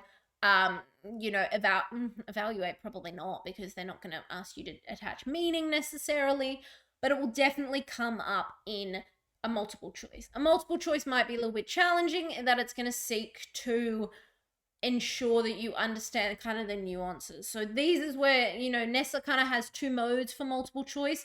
Either the easiest question you've ever seen in your life, or something where like all three of the 4 options could probably be correct. So it tends to focus on that second one. After this point, we actually move on to almost like a historical study for the dot point. So we move on to dispossession and how that's linked to religion, and land rights and how that's related to religion. From a political, social, historical, etc. perspective, I think NESA cuts this up a bit poorly. I might forgive them because I feel like the syllabus hasn't been updated since 2009, so this is probably like a post-Kevin 07 type initiation. The important thing to note is you only have to kind of talk about what NESA asks you to, but your analysis might seem a little bit short, and that's okay. It's largely because it's not the most holistic study, but that's okay. So, we're going to discuss some specific examples in a second and some general knowledge, because they kind of say separation from land, separation from kinship groups, stolen generation. It's like they're two vague concepts and then a specific historical thing. So Ness is a bit weird, but effectively, separation from land is about the direct separation of identity. What that results in is an inability to carry out ceremonies or draw on the presence of ancestors. Separation from kinship groups disrupts the relationships and community, and then it leads to an inability to pass on oral tradition, learn responsibilities, learn from the elders. So they're both very similar, but they have different consequences. In a very rudimentary way, you could almost say that separation from land is about the individual, separation from kinship groups is more about the community, although of course they both have interconnecting consequences. In terms of a quick quote you might like to incorporate from Kevin Buda, who was one of the primary plaintiffs in the Mabo case, he said that this disconnect from the land, from community, creates a void, which is a nice, easy word quote to do. Just checking out questions. Cool. The stolen generation is the next thing that Nessa talks about. This is a broad term for a lot of policies undertaken by the Australian government. The stolen generation, as a technical term, tends to discuss the Australian government policy of separation, missions, etc. But it can also now refer to any individual that was kind of impacted by these policies. So some policies include such as the Aboriginal Act in various states, which makes First Nations individuals wards of the state. Things like missionisation or assimilation, which were all about integrating one into the community.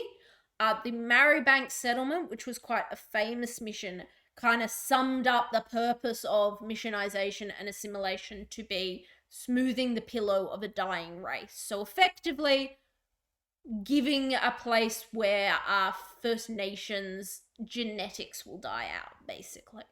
Until the... what percentage is my laptop in? No, it's on charge. Sorry, everyone. False alarm. Until the 1967 referendum, we also have the lead up in which our Indigenous Australians were technically under the category of fauna and flora. There's no law actually written down saying this is how they're categorized, which was interesting to kind of study from a legal perspective. But regardless, they were not counted as citizens. Voting rights were not officially used until 1972, which was a big... There were a lot of reasons for the 1972 election going the way it was. So that was when Whitlam was elected. It's time. And he really mobilized new First Nations voting rights and support for his kind of very left campaign. Although, that being said, the 1967 referendum was very successful, and I think was one of our most successful referendums in terms of support for one side. The stolen generation can also refer to separation from kinship groups and separation from land as well. So, for an effective response, so discuss the effects of dispossession, you can obviously talk about... I'm so sorry, I keep poking my eye.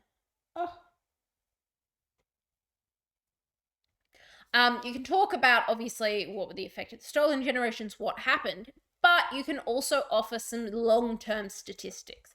Now, these probably haven't been updated in a while. They were definitely pre-COVID, so please feel free to replace them if you wish.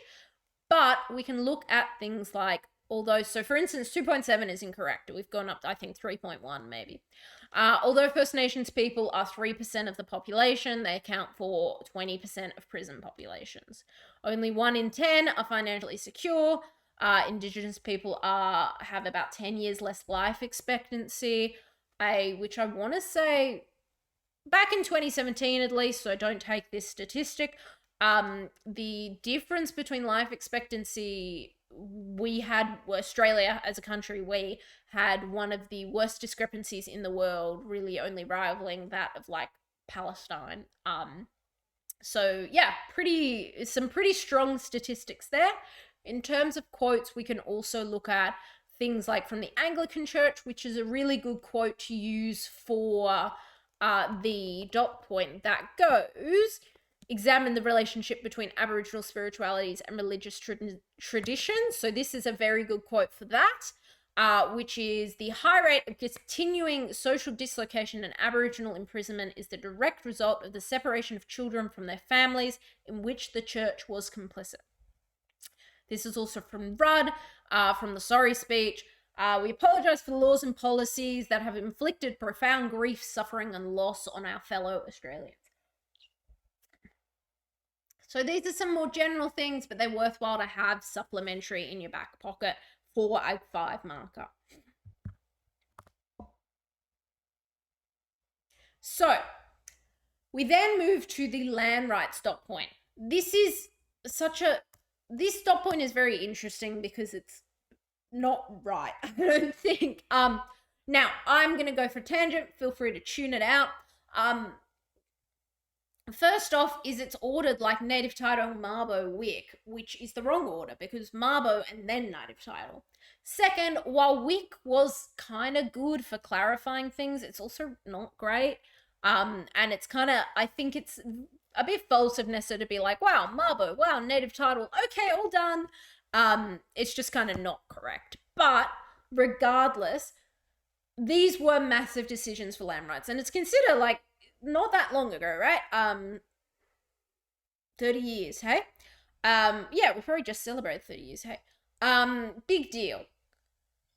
Mabo v Queensland 1992, you'll note it is the second one, don't worry about the first one, it doesn't matter, is the legal acknowledgement that terra nullius, so the concept of land belonging to no one, that the British staked their claim in Australia, the land doesn't belong to anyone, therefore I can come in and set up my own stuff, says terra nullius is a legal fiction. We cannot, as a society, continue to embrace this as a cornerstone of our legal legal existence. So it's a massive deal. In practice, it probably doesn't do heaps, but first and foremost, it acknowledges the claim that the Mer Islander people have, so the Murray Islands, have to their land, that they have an equal right in it, not just the government. That they have that kind of ownership, quote unquote. Not ownership, but you know. Native title is the result of Mabo because otherwise a lot of cases would have come through the courts and it would have been a bit problematic. So Parliament steps in to offer a common law, a Western common law mechanism to acknowledge the High Court's decision. This is a really big deal because it's kind of the first time we can now go that First Nations tradition and law and history is allowed to exist in harmony with Western law. So the states also can't contradict native title as it is a Commonwealth Act, which is a really big deal as well. It's also a bit of a, I think it was Bjorky Peterson in Queensland at this time, so it's also a bit of like a knee to him. It may not have been actually him. I think he's probably in the 70s, right?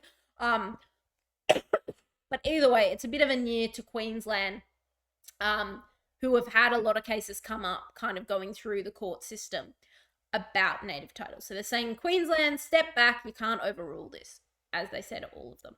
So the quote from the actual legislation is to provide a national system for the recognition and protection of native title and for its coexistence with national land management system.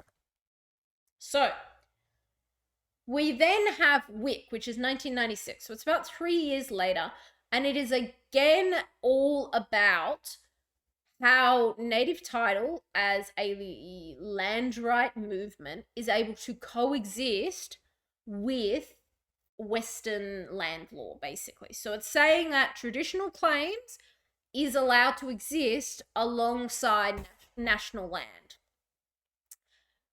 This is all NESA wants you to know. NESA would also like you to know that in case of a dispute, leasehold or pastoral land, i.e. land that is owned by the state and leased out, will have more right over traditional claims. That's all NESA wants you to know.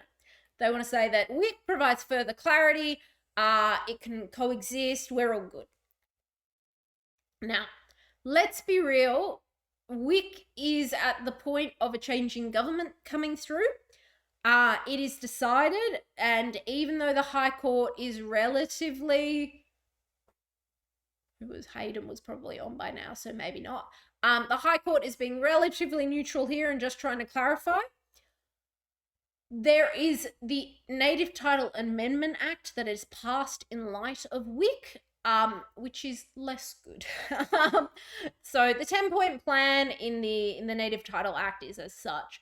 One of the big things is that state governments have the power now to determine what is native title land, what is not, who could upgrade the land to a different title and extinguish native title if they wished. The other things that happen in the 10-point plan is that the state governments can kind of extinguish any land as they please from native title claims because they want to. Mining leases coexist with native title. Lands, publicly owned land, so national parks and things like that, cannot have a native title claim. Urban areas cannot have native title claimed, which was a bit of an issue of contention in the Yorta Yorta case in Victoria a few years back. There were very strict limits about evidence and time. Yeah, so it didn't step back a bit. It clarified it quite harshly, which, if you know about anything about Australian politics at this point, given who was Prime Minister in 1998, not surprising. That is all I will say. And we can kind of see this comparison, and I think it's worthwhile to bring this up, that NESA shouldn't kind of say, hey, this happened, that's all that happened, don't look any further. Because I think it's a bit disingenuous. Is you can look in terms of if we want to assess the results of the land rights movement, especially post-WIC. If we look on the right there, that is the map of all traditional countries in so-called Australia. On the left there, that is land that has been given native title. So you can see there is a lot of land that was previously cultivated, looked after, whatever, by First Nations people that it does not have any type of land right or land hold currently on it. That being said, it is still really worthwhile saying Mabo WIC native title was still really big deal. So the first, only 30 years ago did we as a country kind of legally say, hey, our country wasn't empty when the Brits came here. So that's a really big deal. Being able to step forward and say we are introducing national legislation that is going to sit alongside traditional law is a big deal. In terms of how this links into that last stop point, which is the importance of the dreaming for the land rights movement, is we can consider this as the rekindling of the connection with the land is the first sense of kind of returning to a sense of purpose, direction, etc. So it's all about saying, not that I have my land back, because it's not about ownership, but it's about I'm allowed to have this connection with my traditional home. The dreaming also allows claims in native title to be made possible.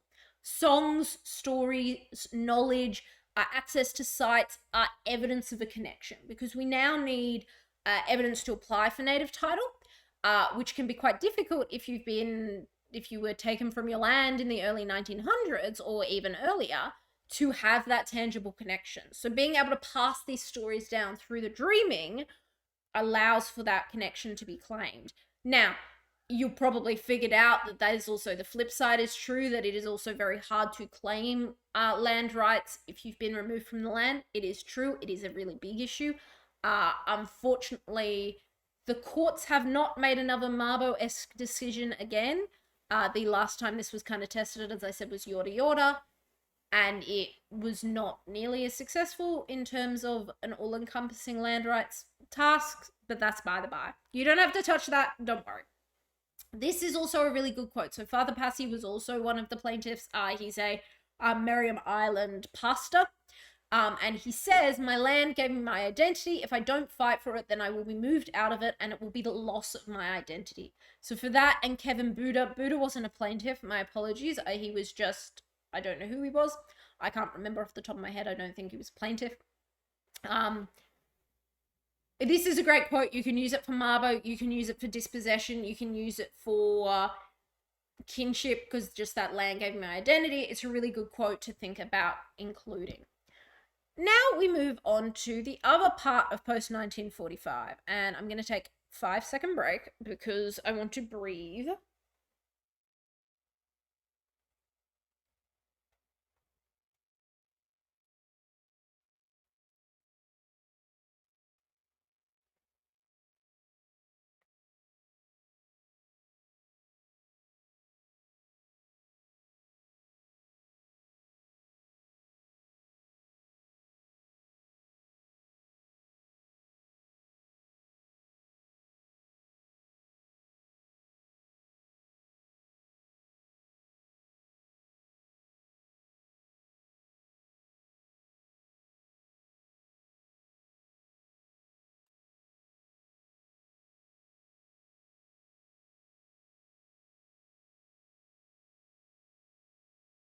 So Kevin Buddha was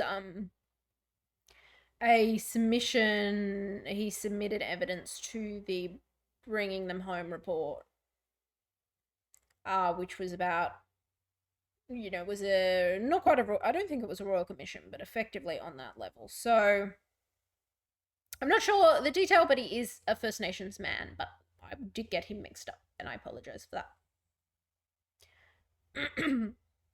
For what it's worth, for those who are curious, the Bringing Them Home report was an inquiry, a government inquiry into the stolen generations. So it was a government, a national inquiry, so not quite a royal commission, into the separation from the separation of First Nations children from their families.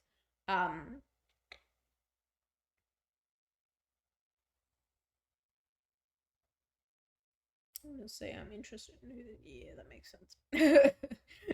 Sorry, just thinking about when that came out. So that was commissioned in 2005. It came out in 2005. 1995 came out in 1997. Nessa has been known to chuck in a reference to the Bringing Them Home report in a multiple choice, for instance. You don't need to know that. You don't need to know what it was. You just need to know you didn't learn it, therefore it doesn't fit in that key moment you're studying. It's kind of slightly post. But yeah, that was it was the recommendation. The Bringing Them Home report is what recommended the government make an apology. And I'll let you do the maths as to when it was released in 1997 and the apology wasn't made until 2008. I'll let you figure that one out. So, moving on to the other part of post-1945, which is all about the modern Australian landscape. Not that the dreaming and Aboriginal spirituality is not modern Australia. It obviously is, but this is about the trends that have developed over time.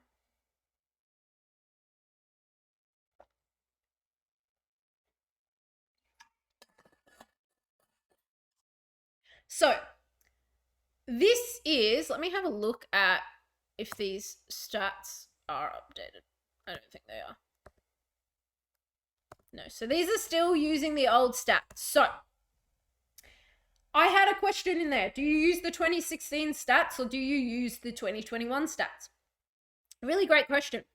You guys are in a bit of a gray area. Absolutely sucks for you guys.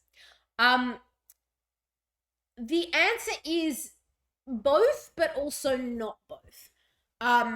So for you in a 5 marker or in a essay, you are welcome to still continue to use, especially if it's what you've learned, your 2016 statistics. Because that being, like, if that's what you remember, all you have to do is put in brackets 2016. For the multiple choice, this is where I think it's going to be touch and go. I don't know if NESA is going to absolutely enforce 2016, 2021 statistics. If they do, I think they'll specify, like, what was the results in 2021. In which case you would need to know the 2021 statistics. So it's a little bit of like oh God, what do you guys do? Because it's not 100% clear. So the answer is, I would say pick 2021, because I don't think they're likely to ask you like specifically 2016, like answer this in your response.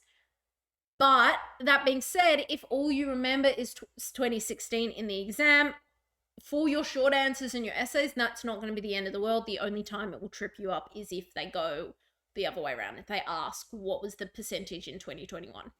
That being said, they could do the opposite, I guess. Who knows what NESA are going to do? The big thing I want to point out is, as you're doing practice papers, pay attention to when the paper was written. It happens frequently in SOR. So if you go back to a paper that's 10 years ago, I think there's almost a direct swap between like Islam and Buddhism or something, in terms of the percents, and it can be easy to get the answer wrong when you're technically right. You're just wrong for the context. And it will be the same in future years when people go back to 2016 papers. For you guys, I think you're going to be safe with 2016. I don't want to say that definitely, don't get me in trouble. If there's a 2021 paper, I would have the basic stats down for 2021. Christian, maybe Catholic, no religion, and then whatever our second biggest religion is type thing. You don't necessarily need to know all the little details, especially since you probably already know the 2016 stats.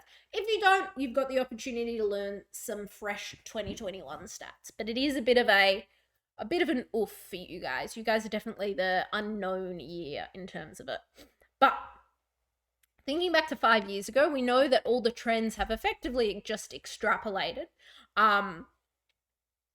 So Christianity keeps going down. It is still the major religious tradition, but it is down.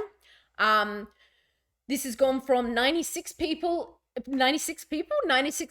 of people in 1901 being Christian to 52.1 in 2016 to, let's see if we can get the 2021 census religion to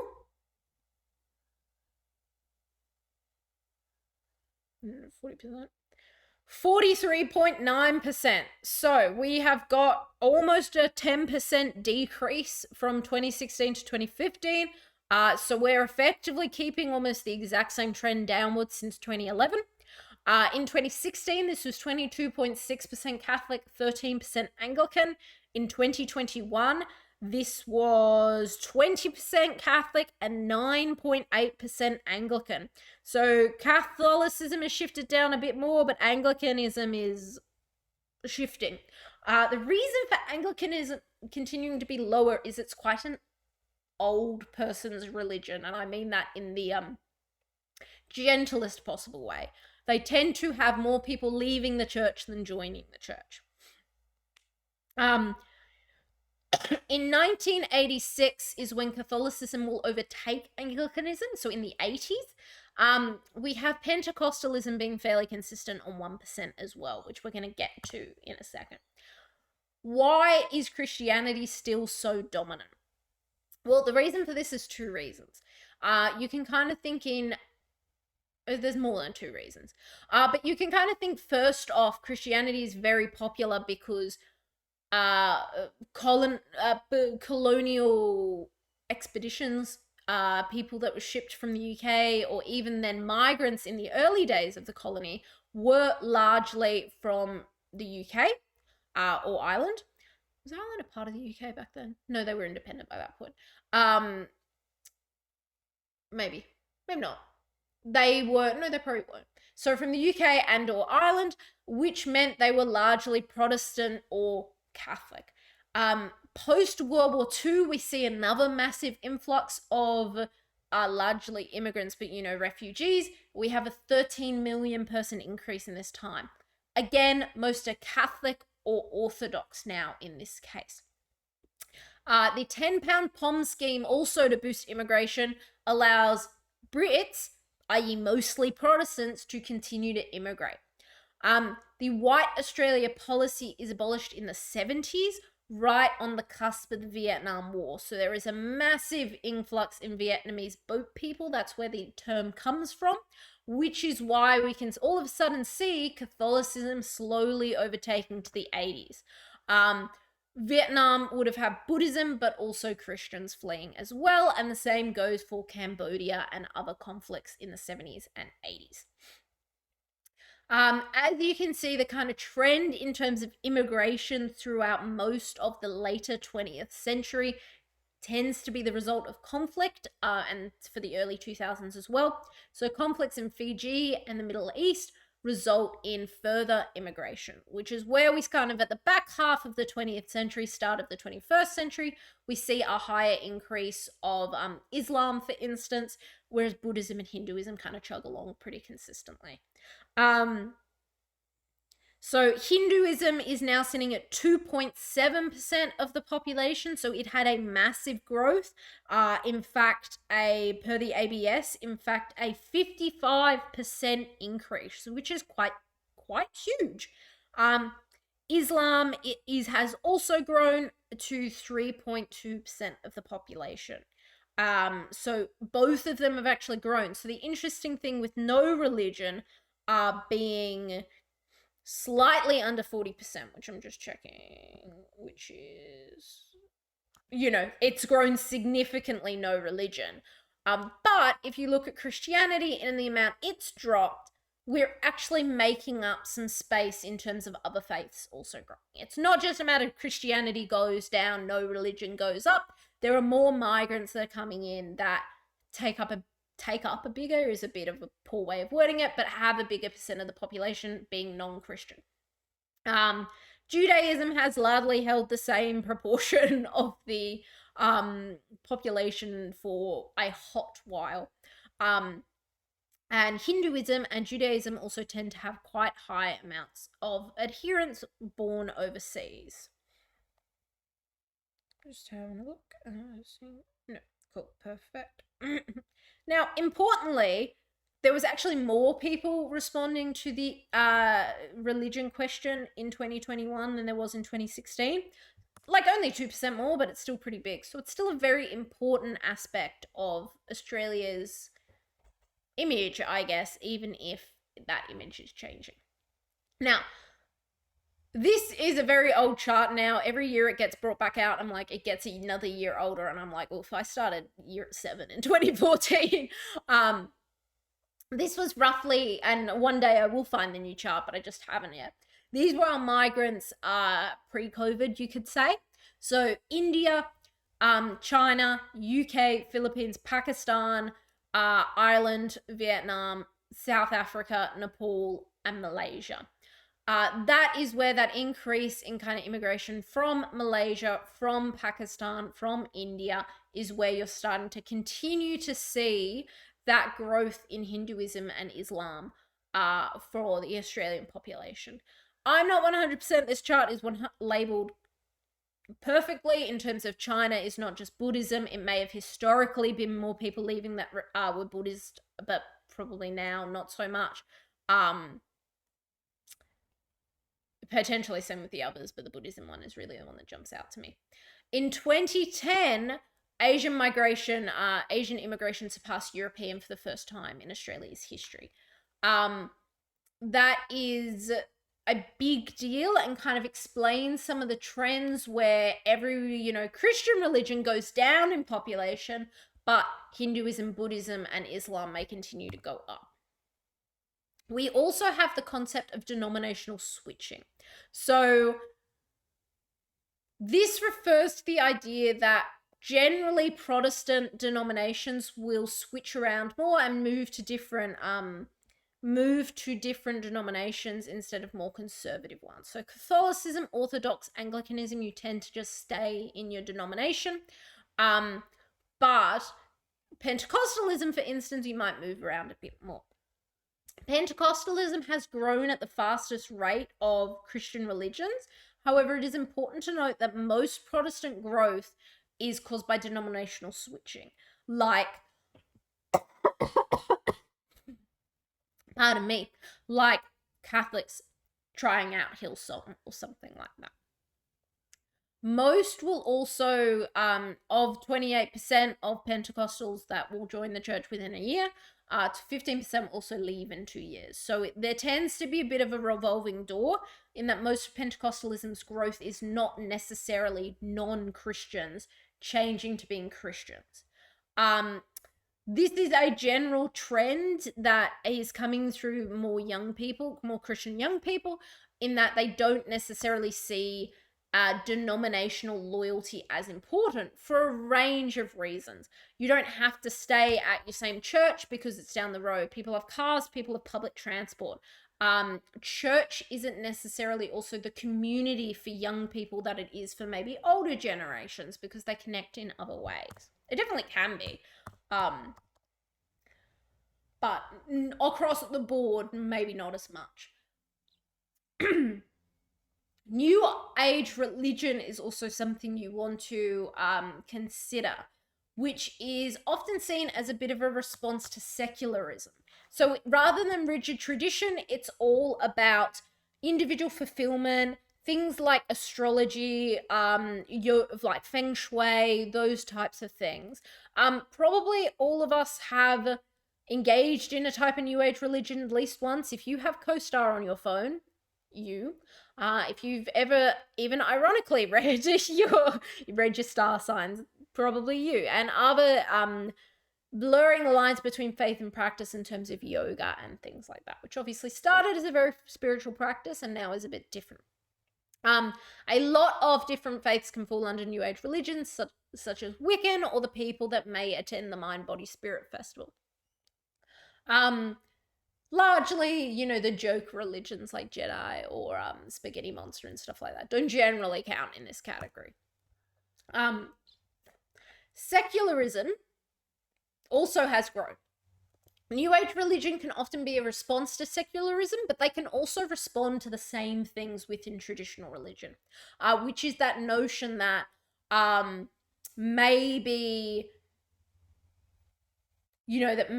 traditional religions aren't offering what we need in terms of being progressive, reaching out to society. There has also been obviously a lot of things that have come out about organized religions in the past 20 years, which for some people has been off-putting. So there has been a strong move to secularism. There is also, of course, the thing that as we become potentially a more educated scientific world, some people feel moving away from religion. Obviously, those two things can still coexist, but it is still a theme. From only less than 1% of the country nominating themselves as non-religious in 1966, we now have almost 40% of the population, which is, as I said, officially a bigger amount than Catholicism, and it is now down to a less than 5% difference between Christianity and non-religion. So I think at the next census, which is what, 2020? It's every 5 years, right? 2026? Yeah, that makes sense. In 2026, we may well see no religion overtake Catholicism, may overtake Christianity for the first time, and I'd say it probably will. Although I do wonder if this census was skewed at all because of COVID. Because I don't know if you guys filled out the census. But they asked, where do you work? 30 minutes away? An hour away? Home. And it's like, oh, at the moment it's at home. But and they'd be like, how much traveling do you do in a week? And it's like, well, I'm in lockdown. Nothing. Who's at this moment? Where do you work? And it's like, this data is going to be so messed up. But that's just a problem for the government. Most people still choose to answer the religion question in the census. It's so regardless of whether you are non-religious or a-religious or religious, that identification is still very important to Australians, clearly. Roughly a third of our overseas population, a quarter to a third of our overseas population identifies non-religious, which is actually a smaller amount than the actual population, which makes sense when we continue to see the rise in religions like Islam or Hinduism, who are predominantly bolstered by immigration. So that's something interesting to think about. This year, there was a massive push to pay attention to the non-religion question in the census. A lot of things about, vote for, select non-religion, don't just say you're Christian because you're a lapsed Christian. It was quite a big thing. I don't know how I feel about it. I'm still not 100% sure what the purpose was, but like it sure was a thing. So moving on to Christian ecumenism next. So Christian ecumenism and interfaith dialogue, I think, are the two kind of grossest dot points, because I just think they're not nice. You kind of have these nice thematic, wow, this feels important to society, and then you go back to this and it feels like this shouldn't be in the core section, personally. That's my opinion. Not that it's bad, but I just think it sticks out a little bit. Christian ecumenism is all about Christian denominations working together in solidarity of their faith, basically. So we have, for instance, ecumenism being a perfect example of the uniting church. So or the uniting church being a perfect example of ecumenism, rather. Remember that was formed in 1977. That's just a number you want to keep in the back of your mind. This was the combination of Methodists, Congregationists, and about 2/3 of Presbyterians that joined together because they acknowledge our similarities are more than our differences. The National Council of Churches, founded in 1994, is effectively our national body for churches to work together for common causes. So things like the National Program on Refugees and Displaced People, a social justice statement calling for action to eliminate Indigenous poverty, and also the precursor to the NCCA, the ACC, passing a resolution to barrack the government to abolish the White Australia policy a good 10 years before it was actually abolished. We also have the New South Wales Ecumenical Council, which emphasises the bond with Christ churches have through the Christmas Bowl Appeal, Migrant Sunday, and the House of Welcome. So you always want to, for interfaith dialogue, an ecumenical dialogue, you want to have a think about what are some key examples that I can really easily draw on. That way, if you get a 5 marker, you can absolutely smash it. But, it's not, they're not onerous to remember these examples, for instance. Interfaith dialogue will be essential in a multi-faith Australia. It's a really good thing to learn in this unit because it's all about Australia is a very, very diverse country. Therefore, our religion should probably work together. So, for instance, the National Council of Churches is involved in the National Dialogue of Christians, Muslims, and Jews. The Council of Christians and Jews work together with the Mormons to put together a Christmas service for farmers struggling with drought. So 2013 was peak drought season. The Columban Centre for Muslim and Christian Relations also will run educational seminars. And they've also published a resource for promoting interfaith relations, which was actually co-sponsored or at least very highly supported by the New South Wales government. So, I'm sorry, I clapped my hands together and my dog just gave me the saddest look. The Royal Commission as well has stated that reconciliation, especially from churches, is paramount to overcoming division, discord, and injustice. So, a lot of churches have taken steps in order to right the wrongs that were created by the dispossession of previous eras and continuing. So the National Aboriginal Torres Strait Islander Ecumenical Commission gives Indigenous members a voice on Christian faiths. So this is a good one to know because it applies for both the ecumenism section, but also this section about reconciliation.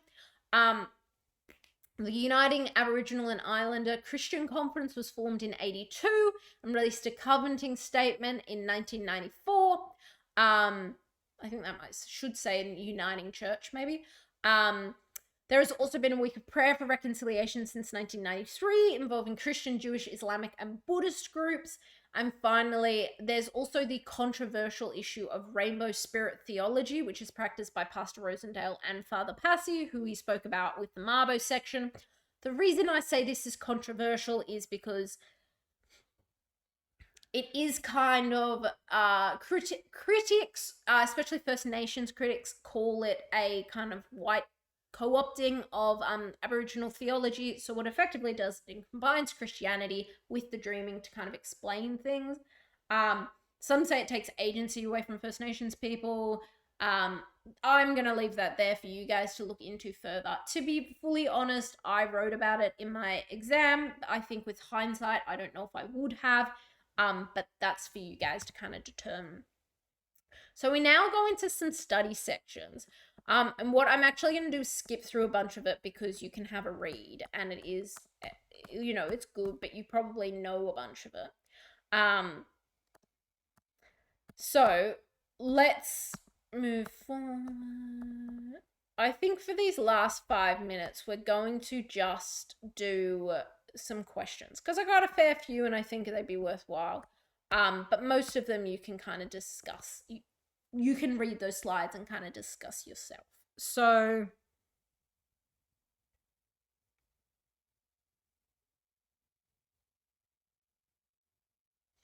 okay, so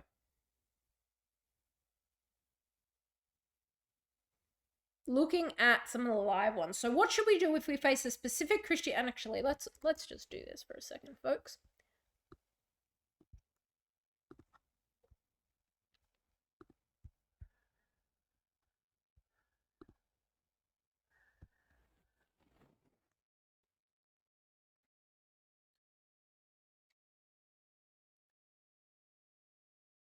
Okay, not the active poll. I want to go to show Q&A. Okay, so what should we do if you face a specific Christianity essay question? All ethics, practice, or person, and we aren't prepared to write 3 paragraphs on those. Well, you're not in the HSC yet, so your best bet is to be prepared in case. I know that sounds really tough, but trust me, I went the night before trials. I kind of texted someone being like, they can't ask us about one thing, can they? And she kind of was like, do you want me to send you notes? And I was like, I'll be fine. And then I was so internally stressed. It didn't happen in trials, but I kind of said, okay, for the HSC, I'm just going to prepare myself better and actually just learn. It's best to just kind of go, okay, like, let's prepare, which is why I said for every kind of topic, ethics, practice, person, have 4 main things. Those 4 might be a bit stretched. It's probably going to be 2 main things that you've then kind of split out further. Have those 4 main things that you've got in your back pocket to prepare for. So in terms of if you say don't prepare for it and you still get into the exam, your best bet is to try your best to split it up into 2 or 3 paragraphs on the spot. And then if you're really, really struggling, add in a paragraph like about maybe Paul, but discuss how he did the ethics for in-law, or your person, sorry, I know I just said Paul, but he did the like the person, how they followed the ethics or something. Like, do a paragraph that's another paragraph and link it in, but that's like our worst case scenario. We don't want to get to that. We want to just be prepared in advance. I know that sounds mean to be like, well, you've got to work harder, but it is better just in terms of how it's going to be, basically. It's just going to be easier for you. And then if you've pre-prepared, that doesn't mean memorize. It just means have that strong plan in place. You'll be less stressed in the end anyway. Hopefully that makes sense. Sorry, I know that probably wasn't the answer you wanted. Should we be learning 2016 and 2021? I did answer that, I know, because it's the same question I saw. But then I saw this question. I heard it is likely that question 11 will be on census data. What are your thoughts? That is a really good point. I don't 100% know, I can't, but it would seem like something NASA would do. It's whether they do it this year or do it next year and give you guys a pass. So in regards to this one and the census data, so if you have all your detail in the 2016 census data, don't stress. Have some 2021 data though. As I said, the basic 2021 data will allow you to make sure you're safe for any multiple choice, but it will also allow you to be safe for a 5 marker just in case. Because census data isn't that hard to find and memorize, and for most of you, your SOR exam is probably going to be towards the end of your exam period. I'm not a fan of being like, do more work, because I've been here, guys, right? I did the HSC not that long ago, and I wanted to make it easy as possible. So I would say try and learn some 2021 data, because I think if NASA is going to specify, I don't think they're going to be like in a multiple choice, like in 2016, what happened?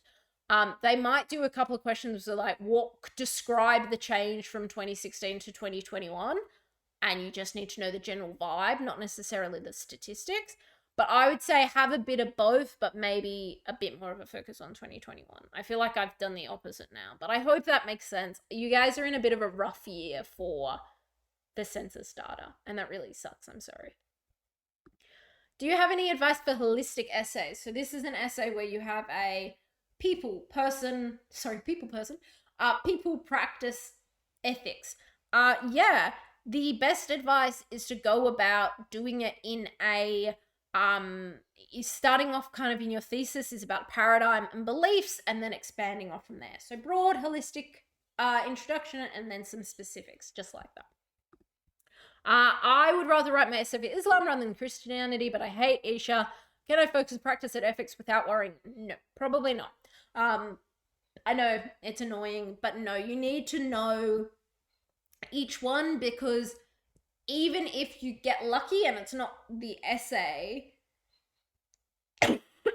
like, so here's the thing, because I think someone else asked this and it's worthwhile for me to say it, this one. Not strong at writing Buddhism essays. Should I focus purely on Christianity? Will that be self-sabotage? I'm going to actually bookmark that there. No, that didn't work. Oh well. I am of the opinion that you should know what essay you're going to do ahead of time. And you should know what short answer you're going to do ahead of time. I.e., you go into the exam room saying, I am going to write the Christianity essay and I'm going to write the Buddhism short answer. That is not self-sabotage. That is going in with a plan. Which means, for that person who hates Aisha, you can say, I'm doing Islam as my essay. I will have an Aisha essay, or Aisha, sorry if I'm pronouncing that wrong. I'll have an essay planned on them, but it will not be my focus, because I'm less likely to have to write just about her in an essay. Whereas I know the chances are I probably have to write something like in the short answer. So I'm going to plan just for my Islam essay. And therefore, I will focus mainly on practice and ethics, but I'll still have to have an Aisha plan in case. So in short, to combine these two, it is perfectly valid to go in ahead of time knowing what topic you can do. In fact, I did that. Primarily because, shout out to Nat Martinez, if anyone, that would be really weird if she was watching. She wouldn't be, that would be really weird. She's graduated. She said after trial, because she did amazingly in trials, Queen, and it was like, what was your tip? And she was like, I knew I was doing Islam. I didn't think about it. I didn't let myself go, oh, is this a good question or not? I just was committed to it. And I went, that's a really good idea. So that's what I decided to do. And in fact, I think it makes your study easier, because they're very different ways of writing and thinking. So if you kind of practice differently, you're going to be more prepared, right? So it's absolutely not self-sabotage, or if it is, I self-sabotage my way into a 50 out of 50 apparently. So especially if you're recognizing a weakness, right? I felt I could do better in the essay form for Islam because I understood it better holistically. I could go into really good deep detail in Christianity. In terms of, can I just focus on one thing and ignore one of the three pillars? You're risking that. You might get lucky in that you don't have to write about her, but like that would be a risk, right? Either way, though, consider it this way. You're probably going to have to talk about, you're more likely to have to talk about her in, I assume she's a woman. I don't know who Aisha is. It might be a man. You're probably more likely to have to talk about them in the short answer section because they're more likely to kind of spread the questions out and be it solely on her or them rather than in an essay where you could, do it differently. So combined answer to those two, but I did want to reiterate that going in with the game plan ahead of time is actually better. And knowing your strengths and weaknesses is really good. Okay. I'm going to go this one. Is it best to write about Christianity when talking about spirituality and reconciliation, or there are other religions? I think it's mostly Christianity. I think you can kind of logic that backwards because when the kind of rules, laws, etc. that were put in place to disadvantage First Nations people that require reconciliation, we were like 96%, 95% of the population Christians. So unless there was like a strong evil church, I also don't know how much information there is. Christianity and reconciliation is a lot more talked about purely because Christianity and churches played a really big role in that dispossession. So there probably are other religions, but you don't need to, I don't know. I don't know the stats off the top of my head, How much of the content for each faith do we actually need to remember? So go back to that, half the marks rule. So you want to, when you're planning for each faith, be able to, in theory, start with the hardest bit and get smaller. Be able to have 8 markers, probably the longest short answer or a full essay, right? So in that case, an 8 marker is going to have 4 points to make. A essay is probably going to have 4 body paragraphs, so you can almost... Good job, Harry. My dog just did a big cough as he woke up.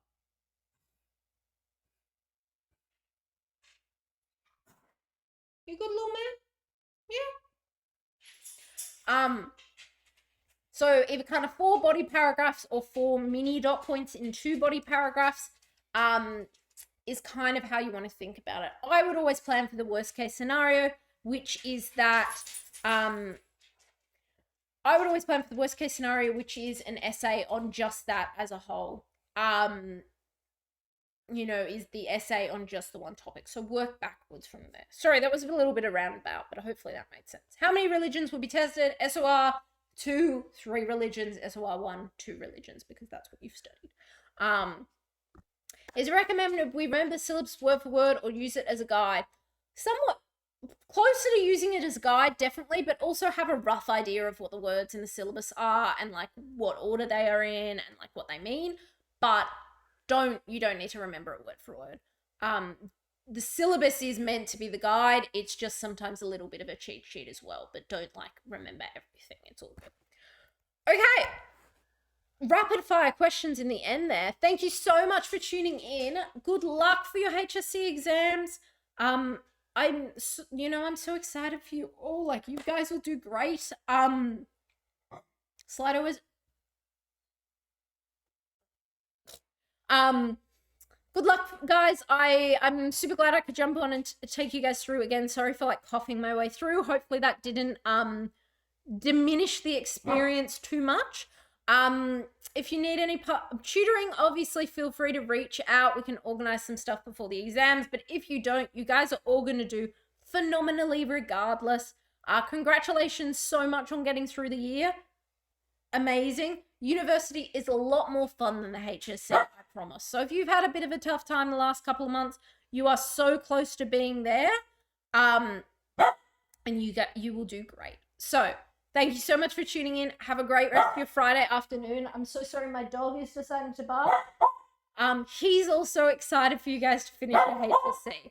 Thank you so much for tuning in, guys. Bye.